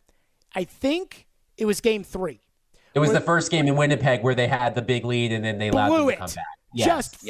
Blew it. The Predators had lost home ice in game 1. I think it was Johansson who scored in game 2 in overtime to, end up evening the series at 1, but you lost home ice. And I think the Predators had like a 3-0 lead. And Winnipeg knocked in 4 goals in like a 5-minute period. And it went from, wow, the Predators are about to take control of this series to crap. And that's how I felt last night in that 12-second span was, hey, the Predators are going to be able to hang on. Like they went on the power play up 2-1. And I'm like, if they score here, this game's over. And all of a sudden, within 12 seconds, it's like, oh, crap, here we go again. And of that entire Winnipeg series, I think if the Predators had won that series, they'd have won the Cup. And of that entire series, I think that's the game that porked them the most, including all the home games they lost, 1-5-7. I think that was the one that hurt the most because they had the lead, they had the game in their hands, and they blew it. And that's what last night reminded me of. Yes, so they were up 3-0 at the end of the first period in that game, and then gave up 4 goals in the second period, but 3 came in like a 3-minute span. So that's a really good point by you. Now that I think about that, like I remember being at that game and having to tear up a lot of my early story because I thought the Predators were going to coast to a win, but maybe I should have known better. The Predators had it last night. They absolutely did, even if they didn't play their best. They played well enough to potentially steal a game in Vancouver and change things dramatically. But all it took was 12 seconds, and now it's going to take a much better effort to regroup.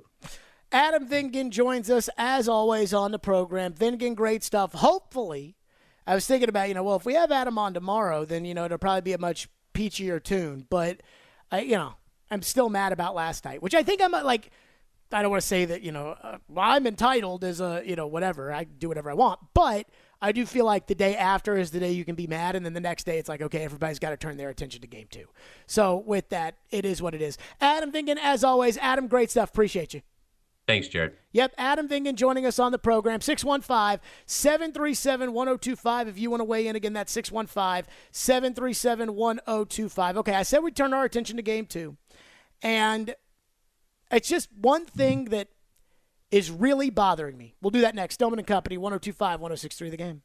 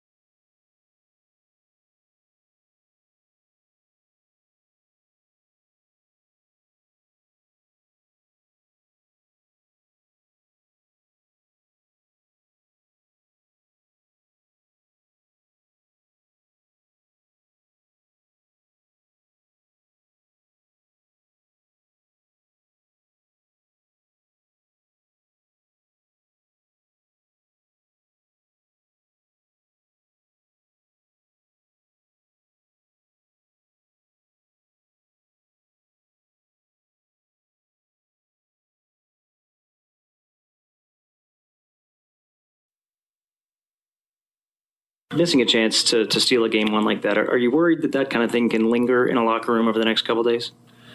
No, I don't think so. I mean, I think this group's been resilient. We've handled adversity all year. I think to a man, we know we probably didn't play our best, but we've done a really good job of just moving straight ahead. Just forget about it, rinse it, and let's go back to work. It was a fun game. I think the emotions were high. It was physical. Had a lot of good, hard playoff games. We kind of relished in that. And like I said, we stepped on our toe a little bit, and give them credit. They were resilient too. I mean, they took advantage of some opportunities that self-inflicted a little bit on our side, but they played really hard, and I was really proud of our group, how we handled it early and how we kind of started, in my mind, take the game over, and we just didn't finish the job. So lesson learned. It's a long series, and can't wait for the next game. Okay, there you go. That was Bruno last night after the game, and I am struggling with last night's loss. I mean, it is really up my craw. And it's up there as far as just blown opportunities. It's up there to me with that Winnipeg game. They were up 3-0, gave up 4 second-period goals, and Vingan and I were talking about it. And it's up there with 2015 Game 6 Chicago, where Game 7 would have been here at Bridgestone Arena, and the Predators had a lead in that one and similarly blew it. And it is hard for me to believe in the Predators after last night. I want to believe in the Predators, but I am so disappointed in how the star players played that it's hard for me to get over. And so I brought this up again with Adam, and I was actually looking for the clip earlier today. I just didn't have it, but Keith Jones was, I think he's the GM of the Flyers now, Ian? I think that's right. Yes. Keith Jones, who I loved on TV. I have no idea if Keith Jones is, a good GM or not. I guess he's doing well in Philadelphia. But Keith Jones was on NBC, and he told all the Preds fans after the Preds went 2-0, down 2-0 in Pittsburgh, as they were doing the breakdown at the desk on NBC, he said that it was fine for Preds fans that have never kind of done the playoff hockey thing before to lose game 1 and game 2, and they'll go back into their building, and it'll be okay. Get this series tied up at Bridgestone Arena, and on you go. And Mike Fisher on the then Fox Sports Tennessee, now Bally Sports, Mike Fisher on the local postgame show was like, oh, no, we're not done here. Down 2-0. We're going to get back in the series. And they did. I just don't have that feeling here. I just don't have it. I'd love to have it, but I don't. Ty says all those goals against Winnipeg came on a 5-minute major. I'll have to take your word for it. I know it was a disaster. That I know. Jonathan says, I think not having Pekka Rinne in net with a 2-1 lead is the difference between 2017 and this year. Well, yes and no. I mean, Rinne was a puddle in 2018. I think he got pulled like 4 times in the playoffs, maybe even more than that. So I would be careful about that, about saying, oh, well, Rinne would have done better. The difference is that when it comes to Pekka Rinne or UC Saros, Pekka Rinne's not going to win all the time. But I know I can win with Pekka Rinne. With UC Saros, the more playoff games he plays and the more playoff games he loses, the more it creeps into my head of, can I win with UC Saros as my goalie? And I don't know the answer to that. And it's, again, Barry Trotz, there is a time frame on all of this, right? So, Barry went into, when they lost that game 9-2 to Dallas, and Barry was basically like, all right, if they don't play better, I'm going to trade the goalie. And then they played better. And then they got back in the playoffs, and Barry was like, you're going to have to blow me away in order to trade the goalie, and nobody did. Well, if the goalie proves to Barry Trotz that he can't win a playoff series, and he has the performance that he had last night, he continues that in his playoff series. Good goalies are supposed to steal playoff games and playoff series, not just do the average and get by. And last night, again, the 1.66 goals over expectation for Saros, he blew the game last night. And if you're Barry Trotz, I think you got to sit there up in the box and think to yourself, can I win with this guy? And if I can't win with this guy, then when it's draft time, he's going to be somewhere else. And instead of that huge package and everything else, I'll probably end up getting a first-round pick for him, which is not nothing, but it's certainly not what they were asking for at the deadline. But this is, again, the playoffs, this is what makes and breaks careers and Hall of Fames and all kinds of stuff. Eli Manning's going to the Hall of Fame. Why? Because Eli Manning lit it up twice in the playoffs. Phillip Rivers might not. Austin from Clarksville says, do you go to Lincoln? And if they go down 0-2, I would. I'd think about it. Part of me says no, because Soros is the girl that brought you to the dance. And it's like, okay, if you lose with Soros in this playoff series, then we know, right? Like, we Plus know. It's how you lose. What's the game look like? Well, let's say he has the same performance he had last night, I think I'd do it. Yeah. I probably need to see worse. Worse than 1.6 goals over expectation? Yeah, there's really only one soft in there last night. One soft one cost you the game. Yeah, but it's not like he was ridiculous. He wasn't the Gorgiev from Colorado. Oof, he sucks. I mean, I think people, because they won the championship with Darcy Kemper, it's like, oh, well, you can win with anybody in that. It's like, no, not always. Not anybody. That guy, he sucks. All right, I'm going to end today's show on, I think, a very positive note and a very positive Titans NFL draft story. And we will do that next. Stillman and Company, Order 2516 for the game.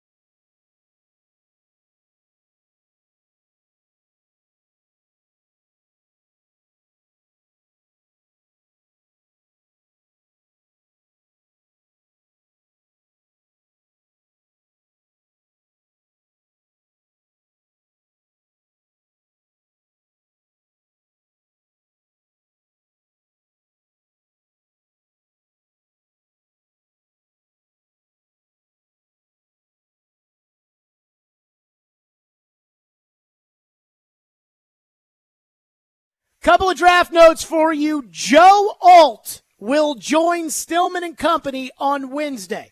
We're still figuring out the time for all of that, but it is official. We will have Joe Alt on Wednesday ahead of the NFL draft. And former NFL GM Mark Dominic will join us on Thursday. We'll have him ahead of the draft. So we'll get kind of his thoughts on all of this and whatnot. So we are loaded up not only for playoff coverage, but also for draft coverage around here, which is an incredibly exciting time, but also, for me, a very anxious time trying to figure out, okay, how much Preds, how much draft, how much Preds, how much draft. But as always, we'll find a way. So this morning I was listening to old Floyd Reese Draft Academy segments from back in the day. Like, you really got to be back in the day to remember this. And I stumbled upon this cut. And I figured, with all the angst of the loss last night for the Predators, let's end this show on a positive note with Floyd explaining how the Titans stumbled upon Javon Curse in 1999. The Javon Curse draft. We loved Javon. I mean, we loved him. And I really thought Javon would go in the first, 5, 6, 7 picks. And so, I watched him, and he got past 7, and you're thinking, wow, is there a chance? So we started calling these other teams. Would you be interested in a trade? Would you be interested in a trade? And we just couldn't find anybody that we could sell on a trade. So he keeps moving down, and he keeps moving down, and now he's at 15. And in my mind, this will make your draft. If you can get this guy, it will make the entire draft. And so I called Richie McKay, who was at Tampa Bay. He was a GM at Tampa at that time. And I said, Richie, I want to move up to your spot. I said, I'll give you virtually whatever you want. I said, I got to get there. He said, no. He said, I think I'm going to make the pick. Well, then the obvious thing you say is, oh, geez. Well, okay, who are you going to take? He said, I'm going to take a defensive lineman. And I went, oh, no. I said, who are you going to take? He says, well, I'm going to take, I think it was Booger McFarland. I said, McFarland? He goes, yeah. I said, oh, okay, bye. So that's the story of how they ended up with Javon Curse. And again, I mean, this is the time of year. He loved the playoffs, too. I mean, make no mistake about that. He loved the playoffs. In fact, when he got sick and they told me that his kids were going over to watch the playoffs because he used to always, I didn't watch it.